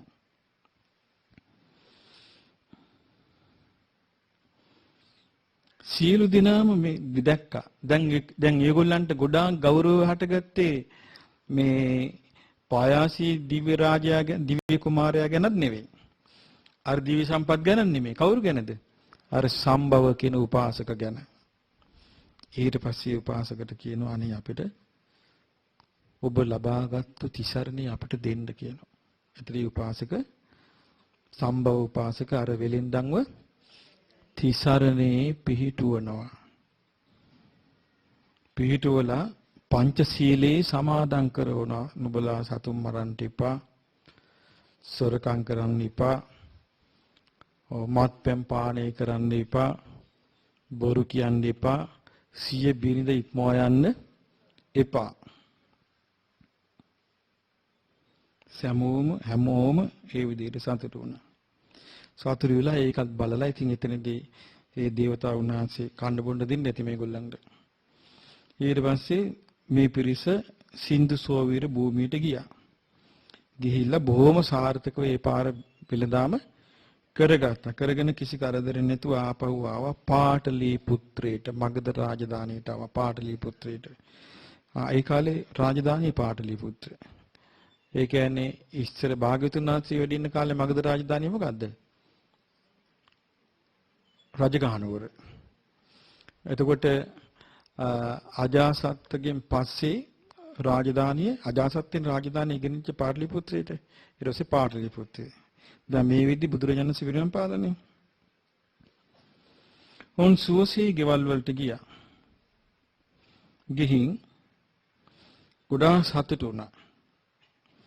සේරිස්සක කියන නමෙන් සංඝයාට පිරිවෙනක් හැදුවා. පිරිවෙන කියලා කියන්නේ කුටි සේනාසන ගොඩාක් තියෙන තැන. ඒතර සංඝයාට කුටි සේනාසන ගොඩාක් ප්‍රදේශයක් හදලා සේරිස්සකින් නමින් හැදුවා. ඉතින් මේක කියනවා ওই විදියයි සත්පුරුෂයන්ගේ ආශ්‍රේ. සත්පුරුෂ ආශ්‍රේ ලැබුණම මහා යහපතක් වෙනවා. අර උපාසක නිසා ඒ උපාසකට මොකද වුනේ දන්නවද ඊට පස්සේ? සම්භව පැවිදි වුණා. රහතන් වහන්සේ නමක් වුණා. බලන්න මේ බුදු ශාසනයේ තියෙන ලාභෙනේ. ඒක පුදුමාකාර ලාභයක් මේ බුද්ධ ශාසනයේ තියෙන්නේ. මේකේ අර කතාව. දැන් අරයා උපන්නේ කොහෙද මේ? උත්තර කියන්නේ කවුද?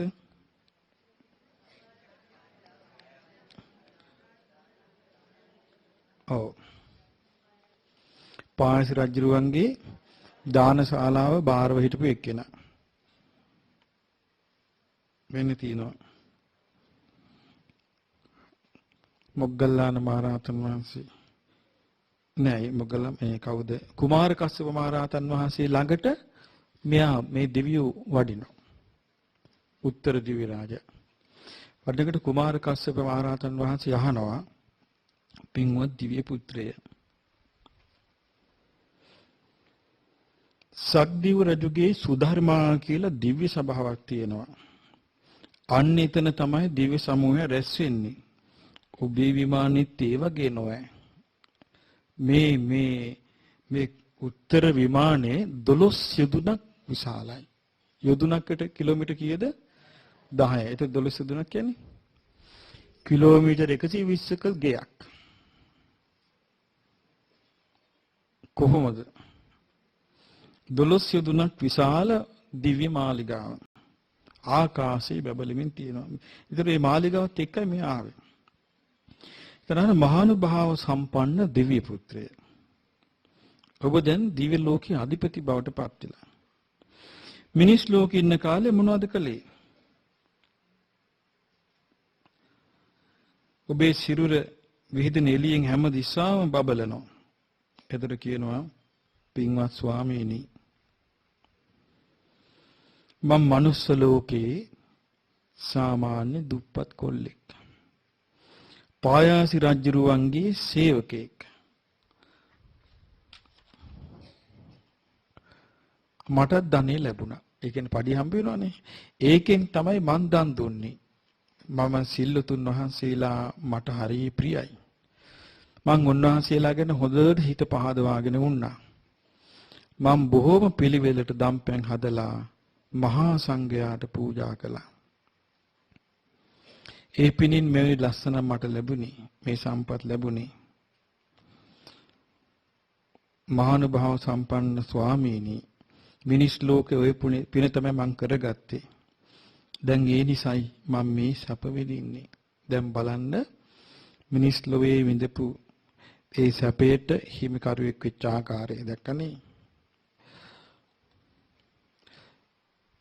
එතකොට මේකෙන් අපිට පේනවා මේ පින් කිරීම අපට කොච්චර උපකාරී වන දෙයක්ද කියන එක. ඒ වගේම ලස්සන කතාවක් තව දෙවි කෙනෙක් කියනවා. මට මේකට ආස හිතුණා. මේ දෙවියා එක ආත්මික තිරිසන් ලෝකයේ එක්කෙනෙක්. මේ බලමු කවුද කියලා. මුගලන් මහරහතන් වහන්සේ දිව්‍ය ලෝක චාරිකාවේ වඩිද්දී මේ දෙවියව දැක්කේ. අහනවා මෙහෙම. තාරුකාවන්ට අධිපති වෙලා තාරුකාවන්ට අධිපති කවුද?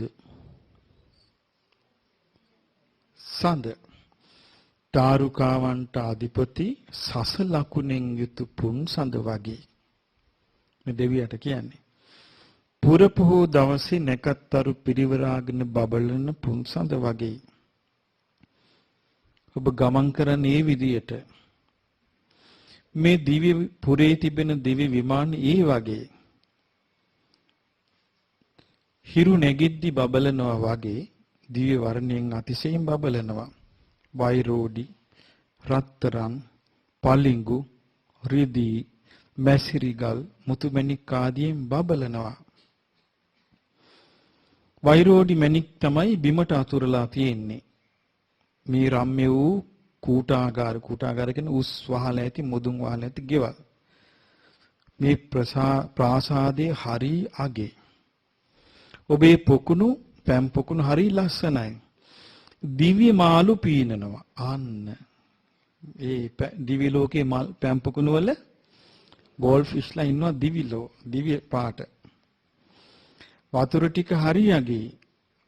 යට තියෙන්නේ පොකුණ යට රත්තරන් වැල්ල. කොච්චර ලස්සනද නේ? ඒ පොකුණේ ලස්සන නෙළුම් පිපෙනවා.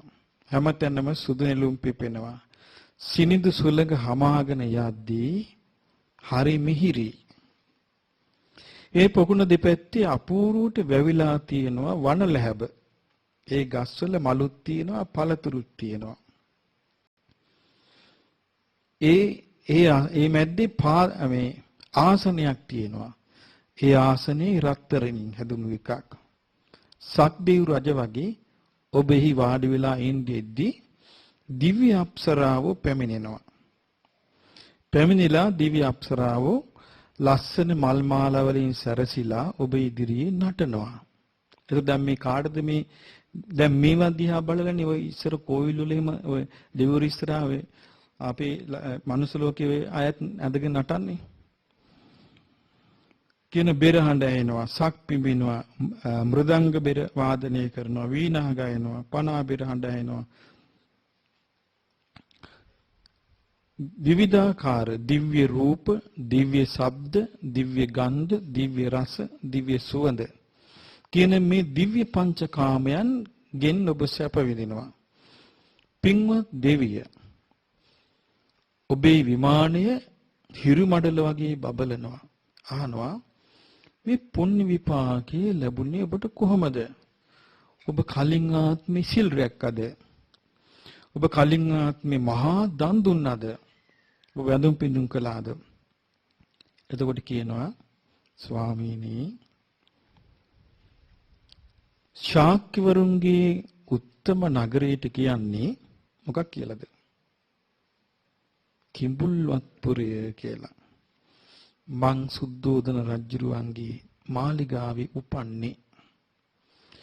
ඒ සුද්ධෝදන රජුරුවන්ගේ පුතණුවන් වහන්සේ ඉපදිච්ච දවසේ මගේ ඉපදිච්ච දවසයි එකම දවස. කවුද? කාන්තක. මට තමයි කාන්තක කියන්නේ. කියනවා එදා සිද්ධාර්ථ කුමාරයා මධ්‍යම රාත්‍රියේ බුදුබව පිණිස අබිනික්මන් කළා. කුමාරයන් වහන්සේ ඊටා හොඳින් හසුරුවන අත්වලින් ඒ තඹ පාට නියපොතු තියෙන මොලොක් අත්වලින් මගේ කලවට තට්ටු කළා. බලන්න මතක තියෙන හැටි මේ මෙයාට යස්සයට තඹ පාට නියපොතු. තඹ පාට නියපොතු තියෙන මොලොක් අත්වලින් මගේ කලවට තට්ටු කළා. මිත්‍රයා, මං උතුම් සම්බෝධියට පත් වෙලා මේ දෙව් මිනිස් ලෝක සත්‍යාව ඊතර කරවන්න මම මෙව දාලා යනවා. මා උසුලාගෙන ඵලයන්. කොච්චර ලස්සනද කියනවා. ඒ වචනේ ඇහෙද්දී මට මහා සතුටක් ඇති වුණා. මගේ සිත පෙනා ගියා. මං මුළු හිතින්මයි උන්වහන්සේ පිළිගත්තේ. බලන්න මේ සතෙකුගේ හිතට ඇති වෙන එක. මේ මිනිස්සු නෙමෙයි මේ සතෙක් හිතපු විදිය. මහා යසස් ඇති ඒ ශාකි පුත්‍රයන් වහන්සේ මගේ පිටේ නැග්ගා. මට හරි සතුටුයි. මං හරි සතුටින් ඒ පුරුෂෝත්තමයාව ඔසවාගෙන ගියා. සිද්ධාර්ථ කුමාරයන් වහන්සේ රාජධානි 3කින් ඈතට ගියා. ඒ කියන්නේ මෙහි ඉඳලා මේ ශාකි මේ ඉඳලා කිඹුලත්පුර ඉඳලා රාජධානි 3කින් ඈතට ගියා. උදේ පාන්දර හිරු නැගෙද්දී උන්වහන්සේ මාවත් චන්නවත් අත්හැරියා. කිසි බලාපොරොත්තුවක් නැතිව මම බලාන සිටිද්දී පිටත් වෙලා ගියා.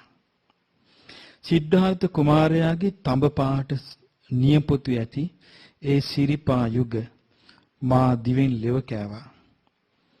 මහාවීරයන් වහන්සේ පියසට වනපියසට පිවිසෙද්දී මං හඬ බලා හිටියා. ශ්‍රීමත් වූ ශාක්‍ය පුත්‍රයන් වහන්සේ මගේ දර්ශනයෙන් නොපෙනී ගියා. ඒ කියන්නේ ආ බලාගෙන ඉඳිද්දි ඈතට වනයේට ගියා. එතකොටම මට ගොඩාක් අසනීප වුණා. එතනදී මගේ මරණය සිද්ධ වුණා. ඒකට පපුව උහුල ගන්න බැරුව heart attack ආවනේ. උන්වහන්සේ කෙරේ මගේ හිත පැහැදිච්ච ආනුභාවයෙන් මේ දීව්‍ය විමානය ලැබුණේ. ඒතර බලන්න බුදු කෙනෙක් කෙරේ නෙමෙයි. ඒතර බුදු කෙනෙක් නෑ. ඒතර කවුද හිටියේ? බෝසතාණන් වහන්සේ කෙරේ පැහැදිච්ච ආනුභාවයෙන්. දැන් මං කිය අපි බුදුරජාණන් වහන්සේට කොච්චර පැහැදුණු සිතින්ද මේ සම්බුද්ධ රාජමාලිගාවේ ලස්සනට පිළිම හැදුවේ.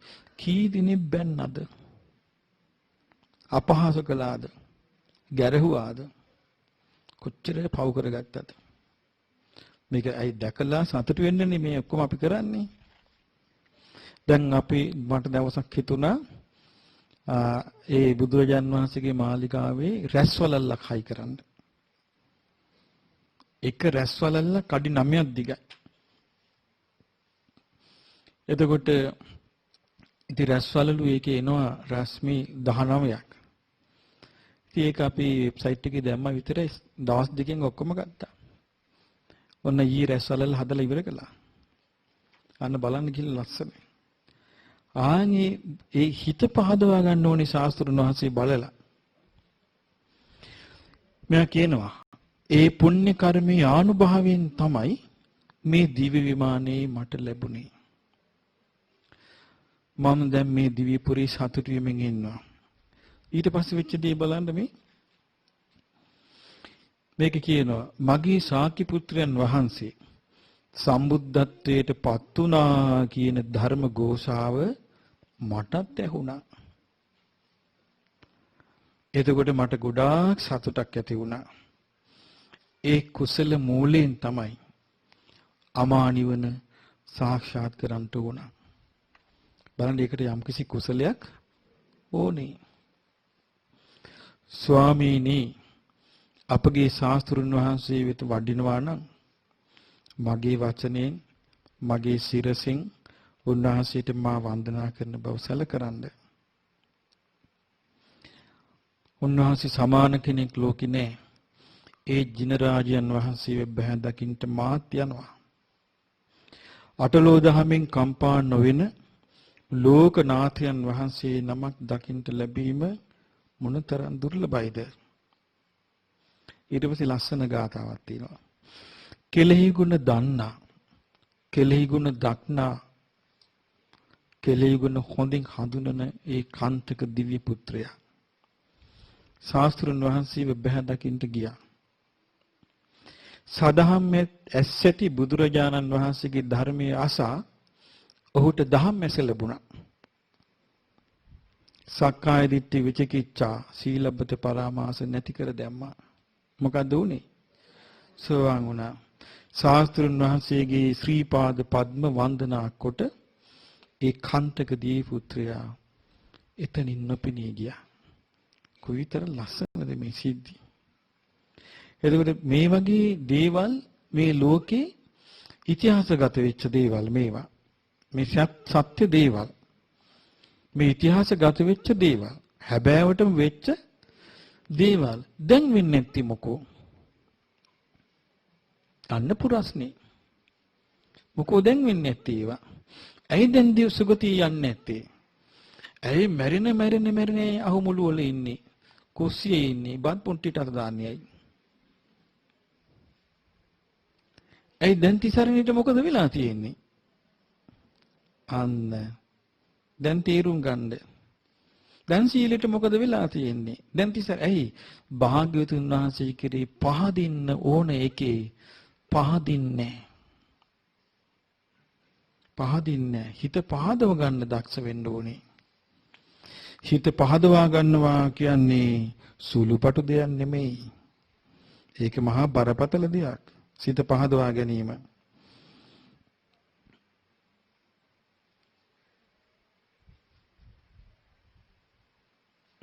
දැන් මේ බලන්න. පහදවා ගැනීම ගැන මේ කියන්නේ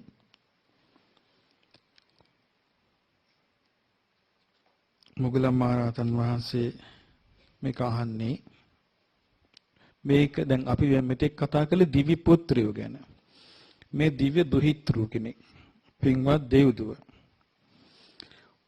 කියන ඔබ අතිශයින්ම ලස්සන රූපයකින් යුක්තයි. සියලු දිසා බබලන ඕසධි තාරුකාව වගේ. ඔබ නටද්දී ඔබේ අඟපසඟින් ඊටා කම්කලු මනරම් නාදයක් නිකුත් වෙනවා. ඒ කියන්නේ දැන් අඟපසඟ එහෙට මෙහෙට ලිල දෙද්දි මිහිරි හඬක් යනවා. මියුසිකල් ශරීරයක්. ඔබ නටද්දී මේ අඟපසඟ වලින් සුවඳක් විහිදෙනවා. බලන්න. එතකොට සද්දෙත් විහිදෙනවා සුවඳත් විහිදෙනවා. ඊළඟට කියනවා ඔබ නටද්දී ඔබේ සිරුර ලෙල දෙද්දී ඔබේ කේශ කලාපයේ නැට වෙද්දී පංචාංග තූරේ නාදේ නිකුත් වෙනවා. මියුසිකල් කොණ්ඩේ. බලන්නනේ. ඔබේ හිසේ මුදුන් මල් කලබක් තියෙනවා. මද සුලකින් මේ මුදුන් මල් කලබ සැලෙද්දිත් මිහිරි නාදයක් ඇහෙනවා. ඔබේ ලස්සන මංජූසක වෘක්ෂය වගේ. කියන පින්වත් දෙවිදුව අපි අහන්නේ මේකයි. ඔබට මේ වගේ සැප සම්පත් ලැබුණේ මොන පිනෙන්ද? දැන් මේ දිව්‍ය සභාවේ නට ඉන්න දිව්‍යාංගනාවක් හම්බෙලා මේ තව්තිසාවේ. එතකොට කියනවා ස්වාමීනි මං හිටියේ සවැත් නුවර. එතකොට මෙයා කොහෙද හිටියේ? සවැත් නුවර. මට බොහෝම හොඳ ඉහිලියක් හිටියා. කවුරු වෙන්නේ නැද්ද? ආර්ය සංගරුණ උදෙසා ඇය මහා විහාරයක් කෙරෙව්වා. විශාකා මං ඒ ගැන ගොඩාක් සතුටු වුණා. දැන් මේ සම්බුද්ධ රාජ මාලිගා මේ කාලේ හදපු ගැන ගොඩාක් සතුටු වෙච්ච අය ඉන්නවා. එයයිට ඒක ලැබෙයි. මේකට ගරහා හිටිය අය ඉන්නවා. ඒකට ඒක ලැබෙයි. අපිට කරන්න දෙයක් නැහැ. ඉතින් ඒක ලැබේවා කියලා පතන්නේ. කියන මං ඒ ගැන ගොඩාක් සතුටු වුණා. මං මේ ප්‍රාසාදේ මගේ දෑහෙන් දැක්කා. මටත් ඒ සංගරුවන ගැන හරි පැහැදීමක් තියෙනවා. එතකොට මේ උපාසිකාවට ශ්‍රද්ධාව තිබ්බා. හැබැයි අර යමක් කර කියා ගන්න ධනයක් තිබුණේ නෑ. ඉතින් කියනවා මම මේ පින අනුමෝදන් වුණේ ස්වාමීනි පිරිසිදු සිතින්මයි. පිරිසිදු සිතින් අනුමෝදන් වුණේ. මට මේ පුදුම සහගත දිව්‍ය විමානي පහළ වුණේ ඒ නිසා. මගේ පුණ්‍ය 이르දියෙන් මේ පහළ වෙන මේ දිව්‍ය විමානය 12 යොදුනක් පුරා මේ විමානේ ගමන් කරනවා. යොදුන් 16ක්. කීයද?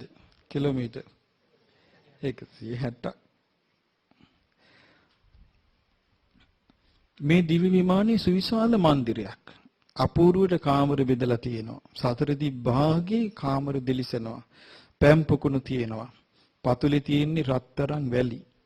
වතුර ටික නිල් පාටයි. දිව්‍ය මාළු රංචු පීනනවා. ඒ කියන්නේ ඇහැට ප්‍රියමනාප දේවල් මේ කියන්නේ. සුලගහමනවා. කොස් තියෙනවා. ජම්බු තියෙනවා. තල්පොල් වරකත් ඇති. නමුත් ඒ එක එක විමාන එක එක ගස් ಜಾති මෙහි පහළ වෙලා තියෙනවා. ඊළඟට කියනවා මේ විදිහේ පුදුමාකාර දර්ශනීය හැම අතිම ආලෝකමත් විමානයක් මට ලැබුණේ මං පින් කරපු නිසා. එතකොට මුගල මහරහතන් වහන්සේ අහනවා භවති ඔබේ පිරිසිදු පුණ්‍යානුමෝදනාවෙන් ඒ කියන්නේ ඔබ පින්න දැකලා ඒ පින්නට සතුටු වෙලා මේ දර්ශනීය විමානෙ ලැබුණා. ඉතින් මේ විහාරේ පූජා කරපු ස්ත්‍රී ඇය කොහෙද උපන්නේ කියලා ඔබ දන්නවාද කියලා අහනවා. අහනකොට කියනවා ස්වාමීනි ඇය මගේ යෙහෙළිය නොවේ. ඇය නොවේ මහා සංඝ රත්නයේට මේ මහ විහාරේ පූජා කළේ ඇයට චතුරාර්ය සත්‍ය ගැන අවබෝධයකුත් තිබ්බා. ස්වාමීනි ඇය උපන්නේ කොහෙද? නිම්මාන රතියේ. ඇය තමයි නිම්මාන රතියේ සුනිම්මිත දෙව් රජුගේ අග්‍ර මහේසිකාව. නිම්මාන රතියේ සුනිම්මිත දිව්‍ය රාජයාගේ අග්‍ර මහේසිකාව. කවුද? විසාකා දෙවඟන. ඇගේ පුණ්‍ය විපාකේ නම් සිතෙන් හිතා ගන්නවත් බෑ. ඇය කොහෙද උපන්නේ කියලා වහන්සේ මගෙන් ඇහුවානේ. ඒක මං කිව්වේ. ඊට පස්සේ කියනවා ඒ නිසා අනිත්‍ය දේවියවත් කුසල් දහම් වලමයි සමාදන් කරවන්න ඕන. සතුටු සිතින් ආරි සංඝයාට දම්පම් පූජා කරන්න ඕන. සිත පහදවාගෙනමයි බණ අසන්න ඕන. මේ මනුස්ස ජීවිතය කියන්නේ අතිශයින්ම දුර්ලභව ලැබෙන එකක්. ඊළඟට මේක තව එකක් කියනවා. භාග්‍යවතුන් වහන්සේ තනි රත්තරන් පාටයි. බුදුරජාණන් වහන්සේ මොන පාටද එතකොට? රත්තරන් පාටයි. ඊට පස්සේ කියනවා මధుර වූ බ්‍රහ්මස්වරයෙන් උන්වහන්සේ බණ කියන්නේ. ඒ නිසා යම් කෙනෙකුට පූජා කරන මහත් දානේ මහත්ඵල උපදවයිද? ඒ දානේ පූජා කරගන්න ඕන ආරි සංඝ රත්නයටයි. බුද්ධ ආදී සත්පුරුෂයන් වහන්සේලා ප්‍රශංසා කරන ආර්ය පුද්ගලයන් 8 දෙනෙක් ඉන්නවා. කවුද ඒ? සෝවාන් මාර්ගයේ ගමන් කරන කෙනා. සෝවාන් ඵලයට පත් වූ කෙනා. සකදාගාමි මාර්ගයේ ගමන් කරන කෙනා. සකදාගාමි ඵලයට පත් වූ කෙනා. අනාගාමි මාර්ගයේ ගමන් කරන කෙනා. අනාගාමි ඵලයට පත් වූ කෙනා. ඊළඟට අරහත් මාර්ගයේ ගමන් කරන කෙනා රහතන් වහන්සේ. මේ තමයි සංඝ රත්නය. මේ තමයි රුජිසිත ඇති ආරි සංඝ රත්නය.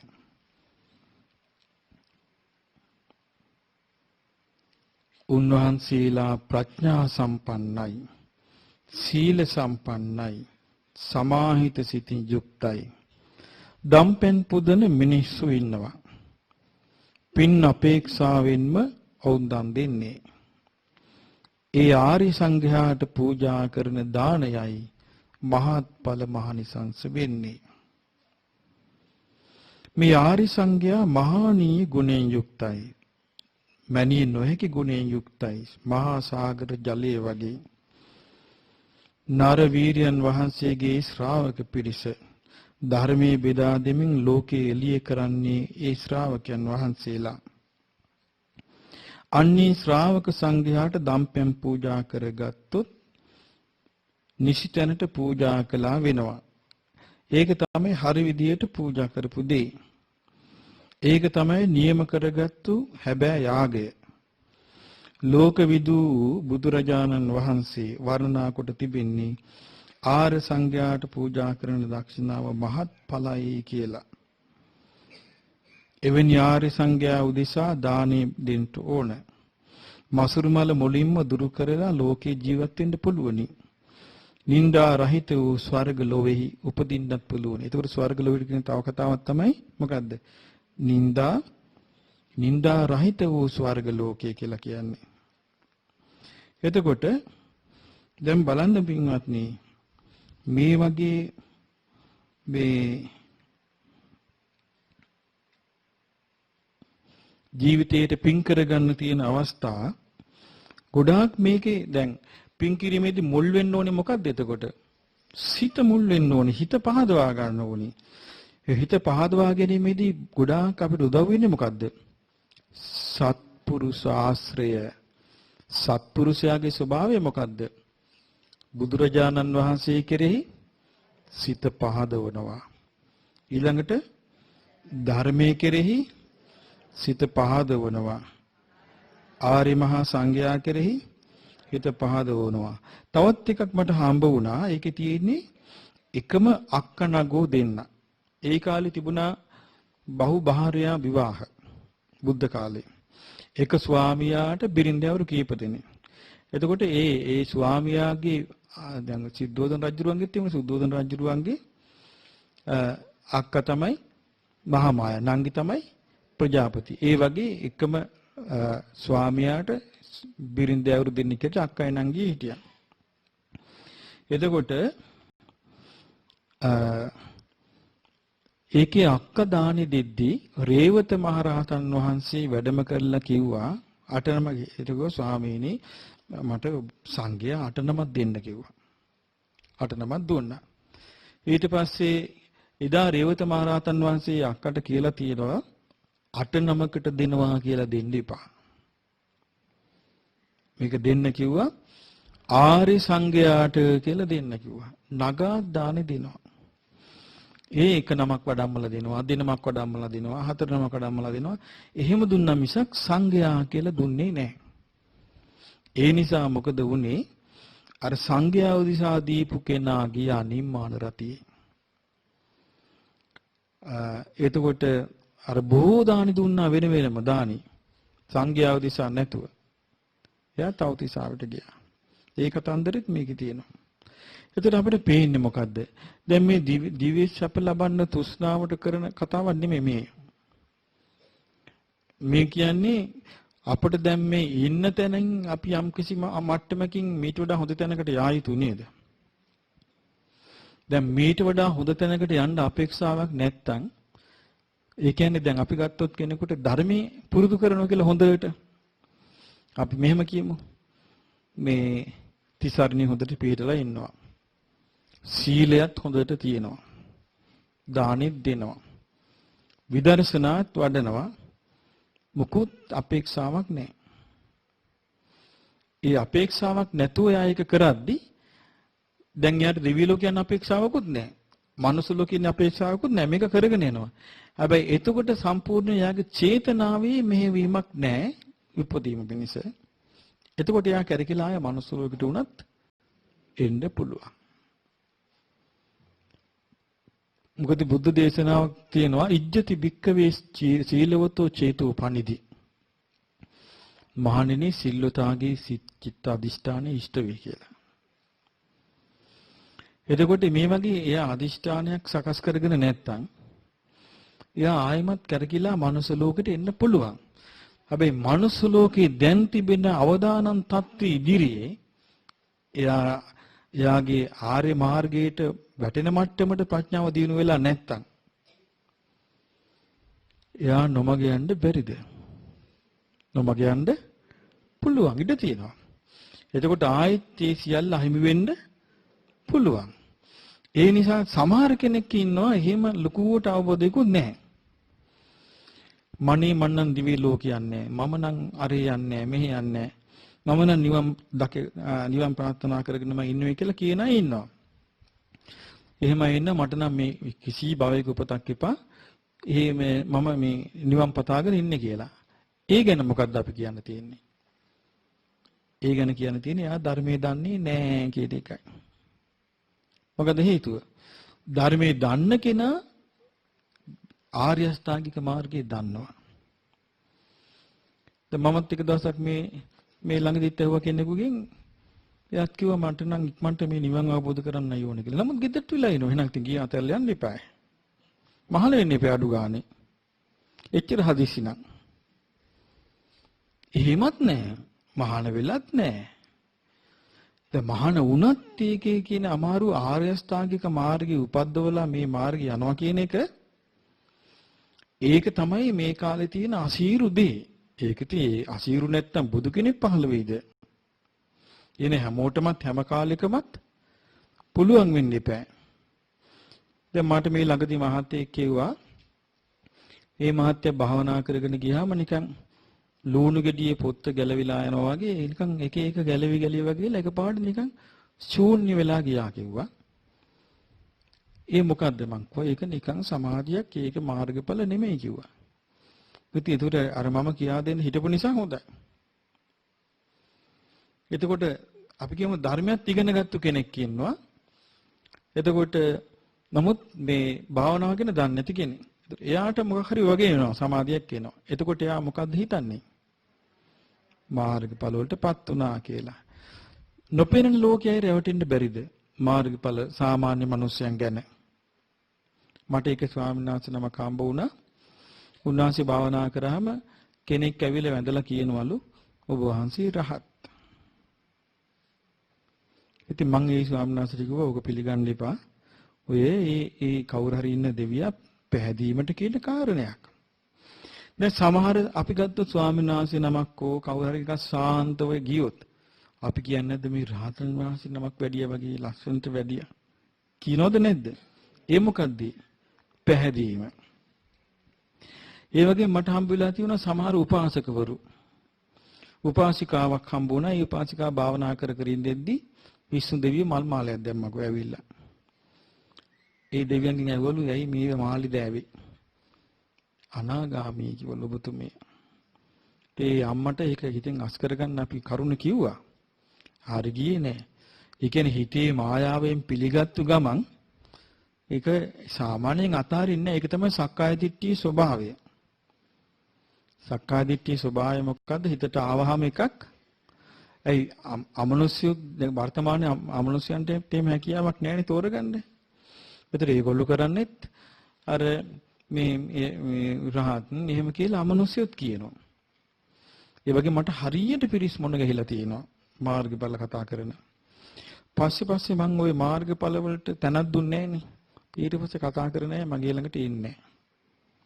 එයි මං තැන දෙන්නේ නැති නිසා. ඊට පස්සේ කියන මං අසවල් හාමුදුරු ගාවට ගියා. උන්වහන්සේ පිළිගත්තනේ. ඒ උඹලට බැරි පිළිගන්න. ඇයි එතකොට එහෙම වෙන්නේ? අපි මේ කාටවත් පිළිගන්නව ගන්න අපේ මොනවා හරි ධර්මයේ තුල මොනවා හරි ගුණයක් ඇති වෙනවා නම් ඒ ගුණේ තියෙන තවත් කෙනෙකුට කියලා පිළිගන්නව ගන්නද? ඒකේ ලාභයක් නැහැ. අපිට තියෙන්න ඕනේ බුදුරජාණන් වහන්සේ කෙරේ හිත පහදවා ගන්න බුද්ධ වචනේ පෙන්වන එකයි. ඊළඟට මේ ධර්මයේ කෙරේ හිත පහදවා ගන්න ධර්මයේ පෙන්වා දෙන එක.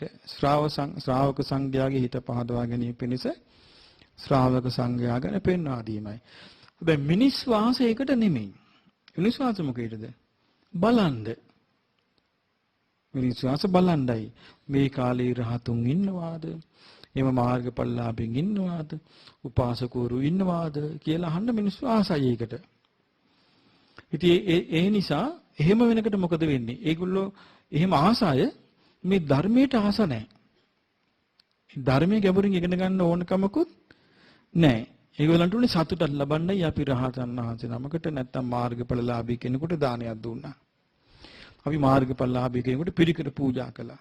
අපි මාර්ගඵලලාභී කෙනෙක් වන්දනා කළා. ඒ වගේ සතුටක් ලැබලා එයාගේ ධර්මයේ හැසිරෙලා එතනින් සමාප්තයි. ඒතකොට මේක එහෙම යන්න බෑ. මේක යෑමේදී සාමාන්‍ය මිනිසෙකුට තියන්න ඕනේ දෙයක් තියෙනවා. ඒක මේ වගේ එකක්. අපි ගමු මෙහෙම. අපි කියමු අපි පතනවා ලස්සන රූපයක්. ඔබ දැකලා තියෙන මේ ලස්සන රූප තියෙන ස්ත්‍රීන් ඉන්නවා. ලස්සන රූප තියෙන පුරුෂයන් ඉන්නවා. ඒගොල්ලන්ට රූපේ නිසා මක් වුණාද? නළුව වුණා. ඊළඟට නිලිය වුණා. ඒගොල්ලෝ ලස්සනට අර කැට් වෝක් කියන්නේ ඇවිදගෙන ගිය අර පූස් ගමන. ඒතකොටනේ අර මේ ඒකට කැට් වෝක් නේ කියන්නේ. ඊනා වෙච්ච නිසා මම මේ කැට් වෝක් තමයි මට මතක. වේදිකාවේ අර සුද්ධියව අර අමුඩ ගහගෙන ඇවිදින දැකලා තියෙනවද ඔයගොල්ලෝ? කකුල් එහාට මෙහාට දිදී ඇවිදින්නේ. මේක. ඒකට කියන්නේ කැට් වෝක් කියලා. එතකොට ඒ අර ලස්සන රූපේ ප්‍රතිඵල කැට් වෝක්. සමහරු ඒ ලස්සන රූපේ පතුවොත් ඔතනින් ඉවරයි. ඊට පස්සේ යාට යාගේ පින් වලට මොකද වෙන්නේ? පින්නේ විරවේගෙන යනවා. සමහරිට අපි කියමු ලස්සන හඬක් පතනවා අපි. දැන් තව රූපේ ගැන ඒ රූපේ නිසාම යා බොහෝ අකුසල රැස් කරන්නේ නැද්ද? බොහෝ අකුසල රැස් කරන රූපේ නිසාම රැස් කළ දුගති යනවා. තව කෙනෙක් ඉන්නවා. එයා ලස්සන හඬක් ප්‍රාර්ථනා කරනවා. මේ හඬ නිසාම යා දූෂිත වෙනවා. ඒක වැරදි කාම සේවනයේ දෙනවා. හඬ නිසාම මත්පැන් පානය කරනවා. දුෂ්චරිතයකට ලක් වෙනවා. එහෙම වෙන්න බැරිද? හඬ මිහිරි අයට පුළුවන්. එහෙනම් හඬරත් ඒක වෙලා තියෙනවා. අවිගම කෙනෙක් පතන බොහොම ධනයක්, ගොඩාක් සල්ලි. ඔන්න ගොඩාක් ධනවත් පවුලක උපදිනවා. ධනය නිසා මෙයා විනාශ වෙන්න බැරිද? ධනය නිසා මෙයා විනාශ වෙනවා. එහෙනම් රූපයක් ප්‍රාර්ථනා කළත් ඒ ප්‍රාර්ථනා කරන දේම තමන්ගේ විනාශය සපයනවා. මිහිරි හඬක් ප්‍රාර්ථනා කළත් ඒ ප්‍රාර්ථනා කරන හඬම තමන්ගේ විනාශය සපයනවා. ධනයක් ප්‍රාර්ථනා කළත් ඒ ධනෙම තමන්ගේ විනාශය පතනවා. අපි කියමු බලයක්. බල සම්පන්න කෙනෙක් වෙන්න ප්‍රාර්ථනා කරනවා කියලා රටක නායකයෙක් වෙන්න. එතකොට මොකද වෙන්නේ? ඒකම යාගේ විනාශයට හේතු වෙනවා. එනේ ඒකත් විනාශයට හේතු වෙනවා. එහෙනම් ඒක ප්‍රාර්ථනා කරලා වැඩකුත් නැහැ. එතකොට උගත්කමක් ප්‍රාර්ථනා කරනවා. උගත්කම නිසා මිනිස්සු පව් කරගන්නේ නැද්ද? බොහෝ පව් කරගන්නවා උගත්කම නිසා. අපි කිව්වේ මොකුත් නැහැ. දුප්පත්. දුප්පත්කම නිසා පව් කරගන්නේ නැද්ද? ගොඩාක් පව් කරගන්නවා. රූපයක් නැහැ විරූපී. ඒ විරූපී නිසා පව් කරගන්නේ නැද්ද යා? පව් කරගන්නවා. එහෙනම් මේ ප්‍රාර්ථනා කරන එකක්වත් ප්‍රාර්ථනා කරන්න ඕන දේවල් නෙවෙයි. ඒවා ප්‍රාර්ථනා කළ යුතු දේවල් නෙවෙයි. එහෙනම් අපි ප්‍රාර්ථනා කළ යුත්තේ මොකද්ද? මොකද්ද? ප්‍රඥාව. ප්‍රඥාව විතරයි පුද්ගලයාව පිරිහිලන්නේ නැත්තේ. චතුරාර්ය සත්‍ය ලැබෙන්නේ ප්‍රඥාවත් යාට විතරයි. දැන් මෙහෙම හිතමු. බුදුරජාන් වහන්සේ දේශනා කළේ කොහොමද? මාගේ ධර්මය ප්‍රඥාවන්තයින්ටයි පඤ්ඤාවන්තස්සයන් ධම්මෝ. මේ ධර්මය ප්‍රඥාවන්තයින්ටයි. එහෙනම් දැන් තියෙන්නේ මොකේ අහේනියද? ප්‍රඥාව නැතිකම. ප්‍රඥාව අහේනියමේ තියෙන්නේ. එහෙනම් මේ ප්‍රඥාවෙන් කළ යුතු දේ කරගන්න බැරි මොකද? ප්‍රඥාව නැතිකම. එහෙනම් අපි ආස කරන්න ඕනේ මොකේද? එහෙනම් දෙවියන් අතර අපි දිව්‍ය කෙනෙක් වෙලා උපදිනවා නම් උපදින්නේ මොන වගේ කෙනෙක් වෙලාද? ප්‍රඥාවන්ත දෙවියෙක් වෙලා. බැරි වෙලාවත් මිනිසුන් අතරට එන්න වුණොත් ප්‍රඥාවන්ත මිනිසෙක් වෙලා. ප්‍රඥාවන්ත දෙවියෙක් වෙලා. එහෙනම් අපි ආස කරන්න ඕනේ දිව්‍ය ජීවිතේ මනුෂ්‍ය ජීවිතේ නෙමෙයි. මොකද්ද? ප්‍රඥාවන්ත ජීවිතේ. ඒ ප්‍රඥාවෙන් තමයි ආර්ය සත්‍ය අවබෝධ කරලා දෙන්නේ. දැන් සමහර මේ බොහෝම දිලිදු අම්මලා බොහෝම දුකසේ ජීවත් වෙච්ච අය මේ ප්‍රඥාව නිසා තමයි දුක අවබෝධ කරලා තියෙන්නේ. දුකට හේතුව ප්‍රහාණය කරලා තියෙන්නේ. මේ දුක් නිරුද්ධ වෙන මාර්ගයේ දියුණු කරලා තියෙන්නේ. නිවන සාක්ෂාත් කරලා තියෙන්නේ. ඒ ඔක්කොම මොකෙන් කරපේවද? ප්‍රඥාවෙන් කරපේවා. ප්‍රඥාව කියන එක ඇති කරගන්න දැන් අපි කියනෝනේ ප්‍රඥාවට මූලික වෙන්නේ යෝනිසෝ මනසිකාරය කියලා. යෝනිසෝ මනසිකාරයේ ප්‍රඥාව අතර තියෙනවා වෙන් කරන්න බැරි සම්බන්ධයක්. ඒ නිසා දැන් යෝනිසෝ මනසිකාරේ මිනිස්යාට නැති නිසා මේ කාලේ යෝනිසෝ මනසිකාරය යෙදෙනවා කියලා මිනිස්යා කරන්නේ මොකද්ද? තර්ක කරනවා. යෝනිසෝ මනසිකාරය යෙදෙනවා කියලා කරන්නේ තර්ක කරන එක. හරියට මම දැකලා තියෙනවා එක එක විදිහට මේ තර්ක කර කර මත ගොඩ නගනවා. හිතන්නේ ඒක ප්‍රඥාව කියලා. ඒක ප්‍රඥාව නෙමෙයි. ප්‍රඥාව නම් යෝනිසෝ මනසිකාරයේ නම් එතනදී එක දෙයක් වෙනවා. මොකද්ද? කුසල් උපදිනවා, අකුසල් නැති වෙනවා. යම් තර්ක කිරීමේ තුල කුසල් උපදින්නේ නැත්තම්, අකුසල් ප්‍රහාණයකුත් නැත්තම්, එහෙනම් ඒක අරුබුදයක් උපද්දවනවා නම් එන එක යෝනිසෝ මනසිකාරයක් නෙවෙයි. අපි ඒකයි ඔය බාහිර පොත්පත්ෙන් වැඩි කියවන්න එපා, බුද්ධ දේශනාම කියවන්න කියලා කියන්නේ. මොකද හේතුව දැන් අපිට ගලප තර්ක කර කර කාටද කියන්න බැරි. ඕන කෙනෙකුට පුළුවන් නේද මේ ගලප තර්ක කරන්න. අරක මෙහෙමයි මේක මෙහෙමයි කියලා කියන්න පුළුවන්. නමුත් එහෙම වුණා කියලා කුසල් අකුසල් පිළිබඳ ගැටලු විසඳෙන්නේ නැත්තම්, ඒක හඳුනගන්නත් බැරි නම් එතන ප්‍රඥාව නැහැ. ඒ නිසා ප්‍රඥාව ඇති කර ගැනීම තමයි මෙකල මිනිස්යන්ට තියෙන ලොකුම අපහසුතාවය. ඒක තමයි නොහැකියාව. ඉතින් මේ ප්‍රඥාව ඇති කරගන්න අපට උදව් වෙන්නේ බුද්ධ දේශනා. මොකද? බුද්ධ දේශනා නිතර අහන්න ඕනේ. බුද්ධ දේශනා දියුණු කරගන්න ඕනේ.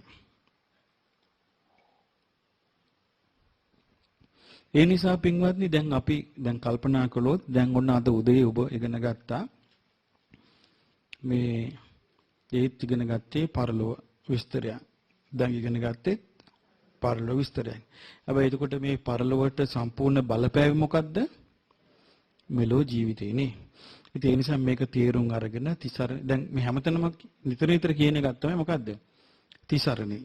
ඊළඟට ඉන්ද්‍රිය සංවරේ, සීලේ. ඊළඟට මොකද්ද කියන්නේ? දානේ. ඊළඟට කියන ක්‍රෝධ නොකිරීම. ඒ කියන්නේ ගුණවත්කම. ගුණවත්කම දිනු කරගෙන ධර්මයේ හැසිරෙන්න වාසනාව ලැබේවා.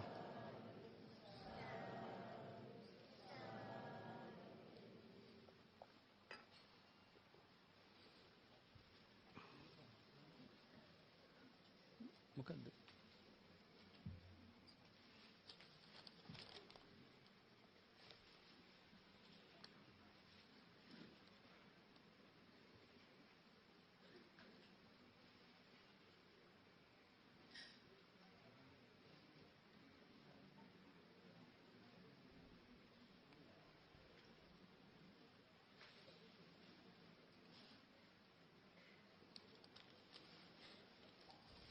ගිහි ජීවිතේ ගත කරද්දී ඉතින් ප්‍රශ්න ඇති වෙනවා. ප්‍රඥාවෙන් තමයි මොන දෙන්නේ තියෙන මේ අම්මා කෙනෙක් කියන්නේ. ඒ අම්මා භාවනා කරනවා, හිත සමාධිමත් වෙනවා. කාමයන්ගේ ආදීනවත් පේනවා. නමුත් ගිහි ගෙදර ඉතකම් ඉෂ්ට කරනවා. සැමියා භාවනා කරනවාට කැමති නැහැ. මං හැංගිලා භාවනා කරන්නේ. ඉතින් මේ හැංගිලා භාවනා කරනවා කිව්වට පස්සේ එලිපිට භාවනා කරන අයට හොඳ පාඩම මේක. ඇයි මේ වගේ අවස්ථාවක් ආය අපිට ලැබෙන්නේ නැහැ. පැවිදි වෙලා ඉන්න අයට මෙහෙම අවස්ථාවක් ලැබෙන්නේ නැහැ. දැන් මේ බලන්න කොච්චර දුෂ්කරවද කෙනෙක් ගිහි ගෙදර භාවනා කරන සමහර සැමියවරු ඉන්නවා එහෙම අසතුටුයි. මොකද භාවනා කරගත්තොත් එහෙම ඒ බිරිඳ මේ බඹසර සිල් රකින්න ගනී කියලා බයයි. ඉතින් එහෙම ප්‍රශ්න තියෙනවා. ඉතින් ඒවා ඉතින් ප්‍රඥාවෙන් විසඳ ගන්න ඕනේ. ඒක දැන් පැවිදි වෙලා ඉන්න කෙනෙකුට තියෙන ලාභේ ඒක තේරුම් ගන්නත් ප්‍රඥාව තියෙන්න ඕනේ. ඊළඟට නිදහසේ දැන් විදින තියෙන නිදහස තේරුම් ගන්නත් ප්‍රඥාව තියෙන්න ඕනේ. ප්‍රඥාවෙන් තමයි ගොඩාක් අපිට විසඳ ගන්න තියෙන්නේ. ප්‍රඥාවෙන් විසඳ ගන්න තියෙන දේවල් වෙන මොකේකින්වත් විසඳ ගන්න බෑ. ඒකයි ඒකේ තියෙන්නේ. ප්‍රඥාව නැත්තම් ඉතින් මුකුත් කරගන්න බෑ. ඒ කියන්නේ මේ වෙන ක්‍රමයක් නෑ තෝරගන්න විදියක්. ගිහි ගෙදර ඉඳෙද්දී ගැටලුවට මුහුණ දෙන්න. හැබැයි මේ ඒ කෙනාට හරි වාසියක් තියෙනවා. කලකිරීම බහුල කරගෙන යුතුයකම් ඉෂ්ට කරන්න පුළුවන්. නේද? දරුවන්ට ස්වාමියාට ඒ කටයුතු ඉෂ්ට කරගෙන නොවැළුණු සිතින් වාසය කළොත් සමාධියක් දියුණු කරගෙන වරදීද? වරදින්නේ නැහනේ. වැරදුනොත් වරදින්නේ හිතේ තරහ හටගත්තු. තරහට අරගෙන නිදකින් මේ මිනිහා කියලා අර මේ ස්වාමියාට එහෙම අර නේද? එහෙමත් තියෙනවනේ. ඒකයි. එතකොට අර ළමයන්ට සාප කර මේ ළමයි නිසා හරි කරදරයක් මට බණක් භාවනා කරගන්න බෑ කියලා එහෙමත් තියෙනෝනේ සමහර. එතකොට මේ පිරිහීම සතුටින් මේ කාරණාවල් ඉෂ්ට කරලා දීලා නෑ මේ මගේ යුතුයකම මම මේ ඉෂ්ට කරන්නේ මම මේ දරුවන්ට සලකන්න ඕනේ මේක මගේ මං යුතුයකම ඉෂ්ට කරන්නේ. එතකොට එයා මොකද්ද කරන්නේ? යුතුයකම් ඉෂ්ට කරනවා. අමාරු තමයි. බඳගත්තු බීරේ කවුරු ගහන්නද වෙන? Taman ගහගන්න ඉපේ. ඉතින් ඒ නිසා ඒක තේරුම් අරගෙන ඒ ප්‍රඥාවෙන් තමයි වැඩ කරන්න තියෙන්නේ. ඒ නිසා ප්‍රඥාව ඇති වෙන භාවනාවක් එහෙනම් මේ වෙලාවේ අපි කරමු. හොඳයි.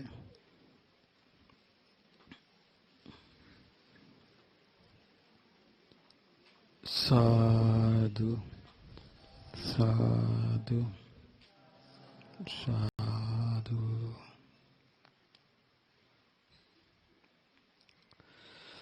ප්‍රඥාව ඇති වෙන්න උපකාරී වෙන්නේ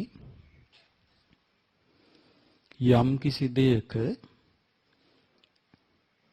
ඇත්ත ස්වභාවය ඒ විදියටම දකින්න උත්සාහ කිරීමයි.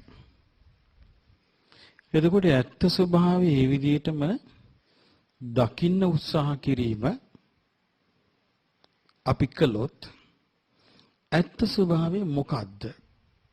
ඇත්ත ස්වභාවය තමයි මේ සකස් වෙච්ච දේවල් වල එක ලක්ෂණයක් තියෙනවා. ඒ ලක්ෂණය දැකීම. මොකද මේ ලක්ෂණය හට ගැනීම පේනවා. උප්පාදෝ පඤ්ඤායති. නැසී යාම පේනවා. වයෝ පඤ්ඤායති. ඊළඟට විනාශ වෙමින් පැවතීම පේනවා. තිතස්ස අඤ්ඤතත්තං පඤ්ඤායති. මේ ලක්ෂණ හටගත්තු දේවල් වල තියෙනවා. හටගත්තු දේවල් දෙකට බෙදන්න. මොකද්ද? ආධ්‍යාත්ම බාහිර කියලා. එතකොට ආධ්‍යාත්ම කිව්වොත් ඒකට වැටෙන්නේ මොනවාද? කියන්න බලන්න. ආධ්‍යාත්ම කිව්වොත් වැටෙන්නේ මොකද්ද? තමන්ගේ මොනවද? තමන්ගේ ඇස, තමන්ගේ කන, තමන්ගේ නාසය, තමන්ගේ දිව, තමන් පරිහරණය කරන මේ ශරීරය, තමන්ගේ සිත. මේකට කියන්නේ ආධ්‍යාත්ම ලෝකේ. දැන් ආධිපද ලෝකේ අපි දැන් ඉන්නවනේ. දැන් ඔන්න ආධ්‍යාත්මික ලෝකයක් තියෙනවා. දැන් ඔන්න බාහිරව බලනවා. දැන් ඇහැට පේනවා බාහිර. දැන් බාහිර අපිට ඇස් කීයක් පේනවද? ඇස් ගොඩාක් පේනවා. කන් කීයක් පේනවද? කන් ගොඩ පේනවා. නාස ගොඩාක් පේනවා. දිවවල් ගොඩාක් තියෙනවා. ශරීර ගොඩාක් තියෙනවා. නේද? ඒව ගොඩාක් තියෙනවා. මොනතරම් ගොඩාක් තිබ්බත් ඒ ඔක්කොම මොනවද? බාහිර. එතන මේ ඇහැ කියන එක දැන් අපි මෙහෙම ගමු. ඒක තවත් තේරෙන්න. බුදුරජාණන් වහන්සේ දේශනා කළා තියෙනවා මෙහෙම. මේ ඇස ගැන මහණෙනි මේ ඇස පුරාණ කර්මයක්. පුරාණ කර්මයක් කිව්වේ කලින් ආත්මයක අපි කරපු යම්කිසි කර්මයකින් තමයි මේ ඇහැ ලැබිලා තියෙන්නේ. එතකොට මේ කනත් පුරාණ කර්මයක්. නාසෙත් පුරාණ කර්මයක්. දිවත් පුරාණ කර්මයක්. මේ ශරීරයත් පුරාණ කර්මයක්. සිතත් පුරාණ කර්මයක්. එහෙමනම් කර්මානුරූප බලපෑම මේ ඇස්වලට තියෙනවා. කර්මානුරූප බලපෑම කන් දෙකට තියෙනවා. කර්මානුරූප බලපෑම මේ නාසෙට තියෙනවා. කර්මානුරූප බලපෑම මේ දිවට තියෙනවා. කර්මානුරූප බලපෑම මේ කයට තියෙනවා. මේ පහට විතර තියෙන්නේ. කර්මානුරූප බලපෑම සිතටත් තියෙනවා. එතකොට කර්මානුරූප බලපෑම මේවැයි තියෙනවා නම් අපි කියමු සංසාරේ වැරදි විදිහට කල්පනා කර කර හිටපු කෙනෙක් ඉන්නවා කියලා මේ මනුස්ස ලෝකෙට ඇවිල්ලා. එහෙනම් මේ ජීවිතේත් යා මොකද කරන්නේ? වැරදි විදිහට කල්පනා කරනවා. එතකොට කර්මානුරූප බලපෑමෙන් නම් වෙන්නේ සංසාරේ වෙච්ච කර්ම, ඒ සංසාරේ වෙච්ච කර්මත් මේ ජීවිතේට බලපාන. මේ ජීවිත තරහකාරව එකතු වෙනවා. හොඳ මිනිස්සු එකතු වෙනවා. ඊළඟට නොයෙක් අනතුරු වලට භාජනය වෙනවා කර්මානුරූපව. නොයෙක් දේවල් සිද්ධ වෙනවා. ඒතර මේ කර්මානුරූප ලැබිච්ච දේක ස්වභාවය තමයි වේදනීයන් දත්තබ්බං. විඳවමින් තමයි දැනගන්නේ. දැන් ඇහැ නිසා විඳවන ක්‍රම දෙකක් තියෙනවා. එකක් තමයි ඇහැ නිසා ඇහැට අයිති දෙයින් විඳවනවා. මොනවද? ඇහැ නාකි වෙනවා. ඇහැ නාකි වෙනවද නැද්ද? ඇහැ පේන්නේ නැතු යනවා. ඇස් රෝග ඇති වෙනවා. ඇහි නොයේ ක්‍රිදුම් කැක්කුම් ඇති වෙනවා. ඇහි නොයේ ක්ලෙඩ රෝග ඇති වෙනවා. එතකොට ඒ එකක්. ඇහැ විඳවනවා ඒ විදිහට. සමහරුන්ට අඩු වයසින් ඇහැ පේන්නේ නැතු යනවා. එහෙම වෙනව නේද? සමහරුන්ගේ ඇහි පිළිකාව වෙනවා. මම දැක්කා මිනිස්සෙකුගේ ඇහැක පිළිකා මේ දිවුල් ගෙඩියක් වගේ ඇහැ. මේ එක ඇහක් දිවුල් ගෙඩියක් වගේ එළියට පැනලා අනිත් ඇහැ ආන්තම් පේනවා පුංචි වෙලා. ඒතර ඇහි හැදෙනවා පිළිකා. කර්මානුරූපෝ. ඒතර එහෙම ඇහැ වයසට යද්දී විදෝ ඇහෙන් රූපේ දකිනවා. රූපේ දකිද්දී මොකද වෙන්නේ? අපිට පේනවා අපිට බණින අයව. එතකොට මොකක්ද සතුටක් ඇති වෙන්නේ? ඊළඟ නොයේ කරදර කම්කටොළු අපිට මෙහෙන් පේනවා. ආස කරන දේවල් පේනවා. අපිට ඕන දේවල් පේනවා. අපිට එපා දේවල් පේනවා. එහෙම නැද්ද? තියෙනවා. එහෙම වෙද්දි දැන් ඇහෙන් බාහිර පෙනිද්දිත් අපි විඳවනවා. ඇහැ තුලත් ඇහැ නිසාත් විඳවනවා. විඳවද්දි මොකද්ද මේකෙන් පේන්නේ? දැන් ඔන්න ඇහැ හටගත්ත පෙවුනා අපිට. දැන් හටගත්ත නිසා අපි ඇහැ පරිහරණය කරන්නේ. වයෝ පඤ්ඤායිති දැන් ටික ටික ඇහැ නැසී යනවා. නැසී යම පේන්නේ නැද්ද? නැසී යනවා. ඊළඟ තිතස්ස අඤ්ඤතත්තං ඇහැ පවතින්නේ වෙනස් වෙවි. වෙනස් වෙවි තමයි ඇහැ පවතින්නේ. එතකොට ඇහැ පවතින්නේ වෙනස් වෙවි නම් ඇහැ නැසී යාමට ගොදුරු වෙලා නම් ඇහැ පෙර කර්මයෙන් නම් හැදිලා තියෙන්නේ. ඇහෙන් දකින අරමුණු නිසාත් එයා විඳ ඉන්නවා. එහෙනම් මේ ඇහැ මම කියලා අපි හිතාගෙන හිටියට මේ ඇහි හැබැයි අයිතිකාරයා කවුද? කර්මයන්. කර්මෙන් ඉපැද්දෙවි. කර්මෙන් ඉපැද්දෙවි ඇහැ. එතකොට දැන් බලන්න හිතලා අකුසල් කරපු අය වචනෙන් දැන් මේ විමාන වස්තු പ്രേත වස්තු වල තියෙනවා වචනෙන් අකුසල් කරපු අය නිරේ ගිහිල්ලා ඇවිල්ලා പ്രേත ලෝකෙ උපදිනවා. ඉපදුනට පස්සේ පෙරේතයාට හම්බ වෙන්නේ මොකද්ද? කට. ඌරු කට. ඒ പ്രേත ලෝකෙන් චුත වෙලා ඌරා වෙනවා. කන්නේ මොනවද? ආසූචි. දැක්කද මේ වචනෙන් කරන දේ කොච්චර දුරක් ගෙනියනවද? මේකයි මේ කර්මයෙන් කරනවා. මේ කර්මයෙන් හැදෙනවා. මේ කර්මයෙන් හැදෙන ඇසක් මේ තියෙන්නේ කියලා ඇස ගැන තේරුම් ගන්න. ඒක තමයි විදර්ශනාව කියන්නේ. ඇස මේ කර්මානුරූපව හැදිච්ච එකක්. මේකේ මේ මම කියලා අපි හිතන් හිටියට මගේ කියලා හිතන් හිටියට මේක මට ඕන හැටියට පවත්වන්න පුළුවන් කියලා හිතන් හිටියට එහෙම කරන්න බෑ. ඊළඟට බලන්න කන. දැන් කනත් පෙර ආත්මේ කර්මයකින් තමයි අපිට මේ ලැබිලා තියෙන්නේ. පෙර ආත්ම කියන්නේ කවදා කෙච්ච පිනද දන්නේ මේ මනුස්ස ලෝකෙට අපි ආපු. එතකොට මේ කන දැන් අපි ඉපදිච්ච දවසේ ඉඳලා මොකද්ද මේ කන් වල හටගන්නේ? කනේ රෝග හටගන්නේ නැද්ද? හට ගන්නවා. සමහරුන්ගේ උපතින්ම කම්බරේ නැහැ. සමහරුන්ට සුළු කාලෙකදී කන තුවාල වෙනවා. සමහරුන්ට වරින් වර කන් වල සැරව ගලනවා. නොඑක ආකාරයේ කන් රෝග හට ගන්නවා. ඉතින් කන එහෙම තුවාල වෙවි, නාකි වෙවි, ලෙඩ වෙවි, ජරාවටපත් යන කනෙන් කනට ආහඬ ලැබෙනවා, මිනිස්සු බනිනවා. එතකොට සතුටක් හටගන්නේ යාට. නෑ. කය කනින්ම ආහඬ ලැබෙනවා වර්ණනා. ඒ කනින්ම ආහඬ ලැබෙනවා අධර්මය. ඒ කනින්ම ආහඬ ලැබෙනවා ධර්මය. ඒ කනින්ම ආහඬ ලැබෙනවා පව් කරපන්. ඔය බය වෙන්න එපා. අම්මලා තාත්තලා නෑ මොන පිස්සුද? ඒ වහන්න හම්බ වෙනද මිත්‍යා දෘෂ්ටිය. ඒ කනින්ම මිත්‍යා දෘෂ්ටියට ආහඬ ලැබෙනවා. ඒ කනින්ම සම්මාදිට්ඨියත් ආහඬ ලැබෙනවා. මේ ඔක්කොම අතරේ කනත් අනිත්‍ය වෙවි යනවා. ඒ කනට ඇහෙන දේවලුත් අනිත්‍ය වෙවි යනවා. එහෙනම් දෙකේම ලක්ෂණය මොකද්ද? උපාදෝ පඤ්ඤායති, හට ගැනීම පෙනේ. වයෝ පඤ්ඤායති, වෙනසීම පෙනේ. පිතස්ස අඤ්ඤතත්තං පඤ්ඤායති, වෙනස් වෙමින් පවතිනවා පෙනේ. ඔය ලක්ෂණේ කණික් තියෙනවා. එතකොට දැන් අපි ඇහැ ගැන කිව්වනේ. ඒ ඇහැ ගැන කියද්දි මේ ආධ්‍යාත්මික ඇහැ විතරද?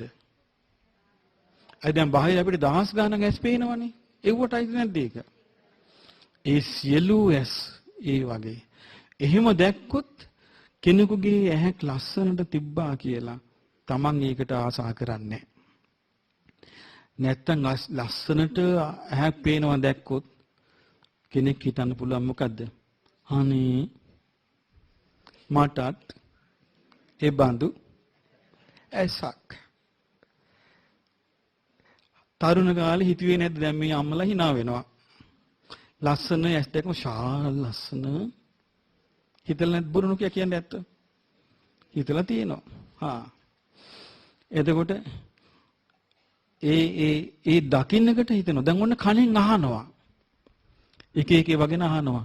අන්න අසෝලාට අන්න බලන්න ලස්සන පවුලක්.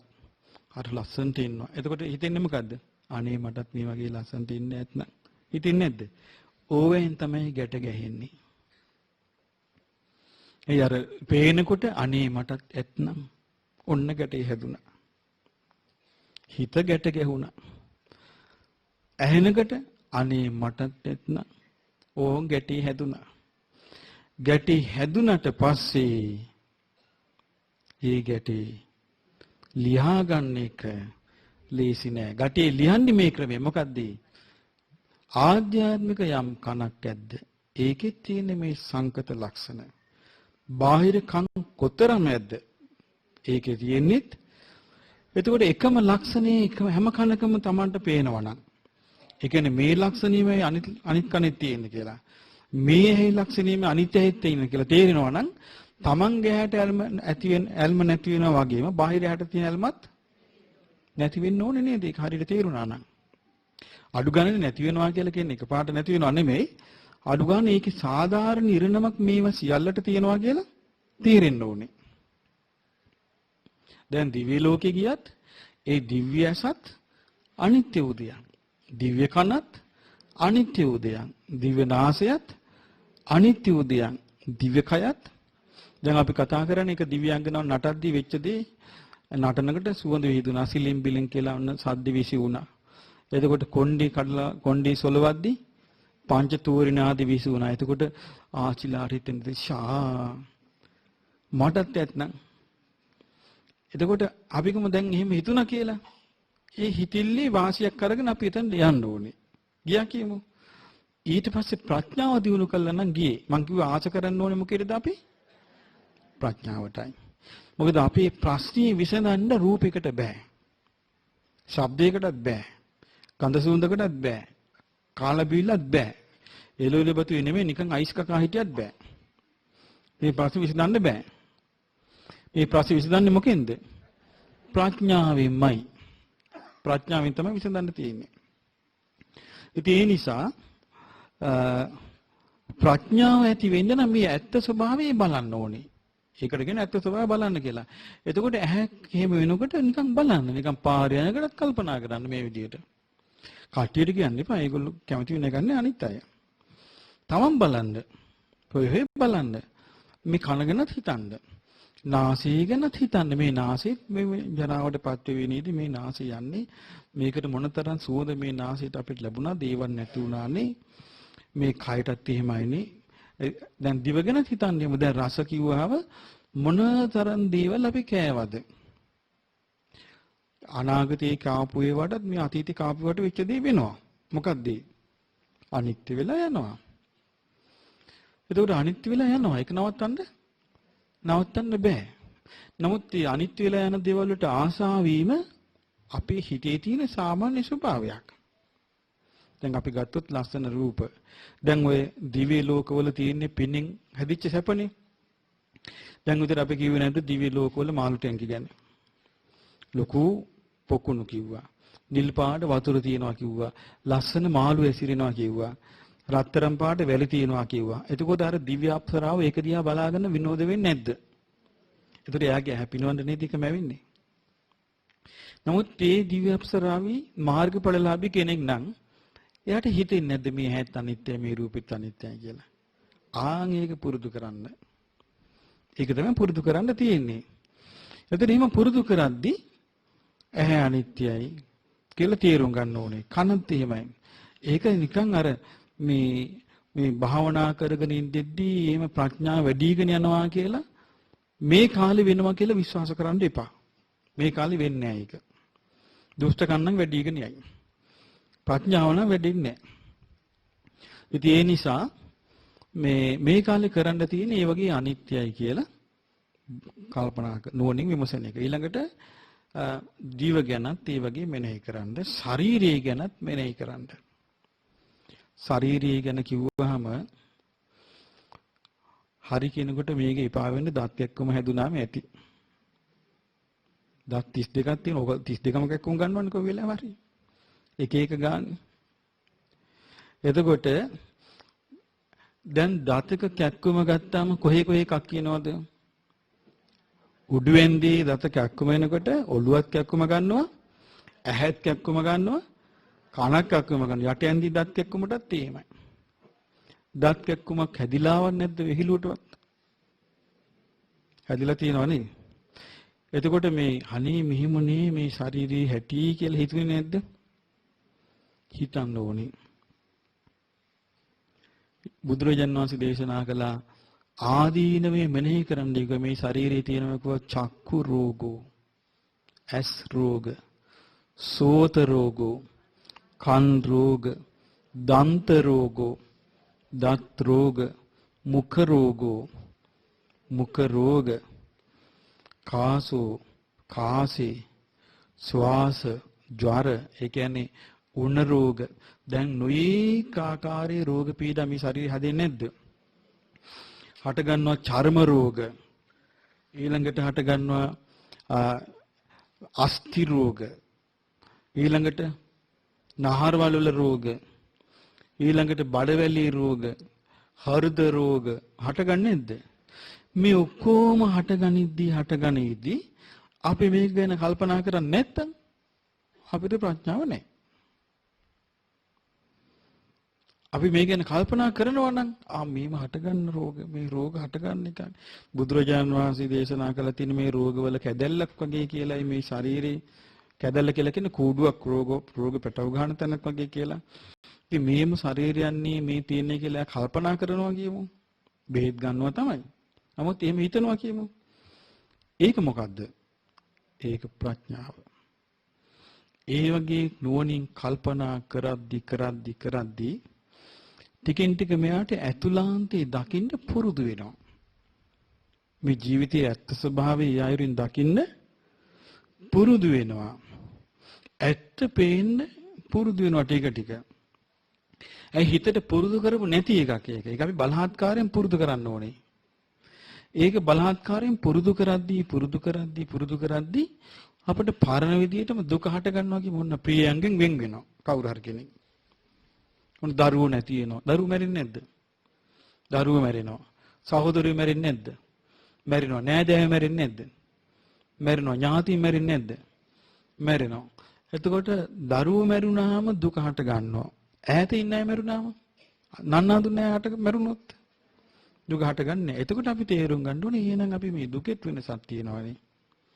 ඒ බැඳුණු කෙනා මැරුණාම අඬා වැළපෙන්නත් වෙනත් කෙනෙක් මැරුණාම අපිට ගාණක්වත් නැත්තම්. එහෙනම් මේක තනිකරම තියෙන්නේ බැඳීමක් එක්කනේ දුක තියෙන්නේ. මේ විදිහට හිතන්න පුරුදු වෙන්න. මේ හිතන්න පුරුදු වෙන්න ටික ටික ඔබට ප්‍රඥාව ඇති වෙන විදිහට කල්පනාව හරියනවා. එහෙම කල්පනාව ටික හරියනකොට ඔබට ඒක ටිකෙන් ටික පවත්වන්න පුළුවන් වෙනවා. දැන් වෙලා තියෙන්නේ මේකනේ. දැන් අපි දැන් ඔන්න ධර්මයේ පොඩ්ඩක් උගන්වනවා. ඔන්න භාවනා වැඩසටහනදී පොඩ්ඩක් උගන්වනවා. එක්කෝ සති භාවනාවකට උගන්වනවා. ওই ටිකේ ගිහිලා දැන් මෙයා බලාපොරොත්තු වෙන්නේ මේ කාලෙම ඉක්මනට කළා මේක කරගන්න කියලා. මොකද්ද මේක කරගන්න කියන්නේ? ඔව් ඒක තුවාන් වෙන්න කියලා එයා කල්පනා කරනවා. හිතන්නේ මේ භාවනා කරගෙන ඉඳිද්දි සමාධියකින් ඇති වෙන එකක් කියලා. සිතේ එකඟතාවය උපකාරී වෙනවා තමයි මේ යථාර්ථය දකින්න. නමුත් ඒක සමාධියකින් ඇති කරලා දෙන එකක් නෙමෙයි. ඒක මොකෙන්ද ඇති කරලා දෙන්නේ? ප්‍රඥාවෙන්. ප්‍රඥාවෙන් ඇති කරලා දෙන එක. ඒ ප්‍රඥාවට උදව් කරනවා සමාධිය. ඒ කොහොමද සමාධිය උදව් කරන්නේ? ඒ සිත තැම්පත් වෙලා තියෙන නිසා සිත තැම්පත් වෙලා තියෙන එක දිගට ඒ අරමුණේ සිත මෙනෙහි කරන්න පුළුවන්. ඒක කියන්නේ මෙහෙමයි. දැන් ඔන්න සමාධිමත් වෙනවා කියමු කෙනෙකුගේ හිත. සමාධිමත් වෙනවා කියන්නේ එයාගේ හිත තැම්පත් වෙනවා කියන එක. තැම්පත් වෙනවා කියන්නේ හිත වැඩෙනවා කියන එක. ඒ කියන්නේ හිත තැම්පත් බවට නතු වෙනවා කියන එක. ඒක බුද්ධ දේශනාවේ සඳහන් වෙන්නේ හිතේ දියුණුවක් කියලා. හිතේ වර්ධනයක් ඒක. ප්‍රඥා වර්ධනයක් නෙවෙයි. ප්‍රඥා වර්ධනය කියන්නේ මොකද්ද? ඇත්ත දකින්න පුළුවන් විදියට තමන්ගේ නුවණ වැඩෙනවා කියන එකයි. ඇත්ත දකින්න පුළුවන් විදියට නුවණ වැඩිවීමෙන් තමයි ප්‍රඥාව දියුණු වෙන්නේ. ඒ වගේ අපට සත්‍ය දකින්න ප්‍රඥාව දියුණු කරගන්න වාසනාව ලැබේවා. සාදු සාදු සාදු. විවේක කාලේ. තවත් මෙවැනි ධර්මදේශනා නැරඹීමට නමෝ බුද්දාය YouTube channel එක subscribe කරන්න.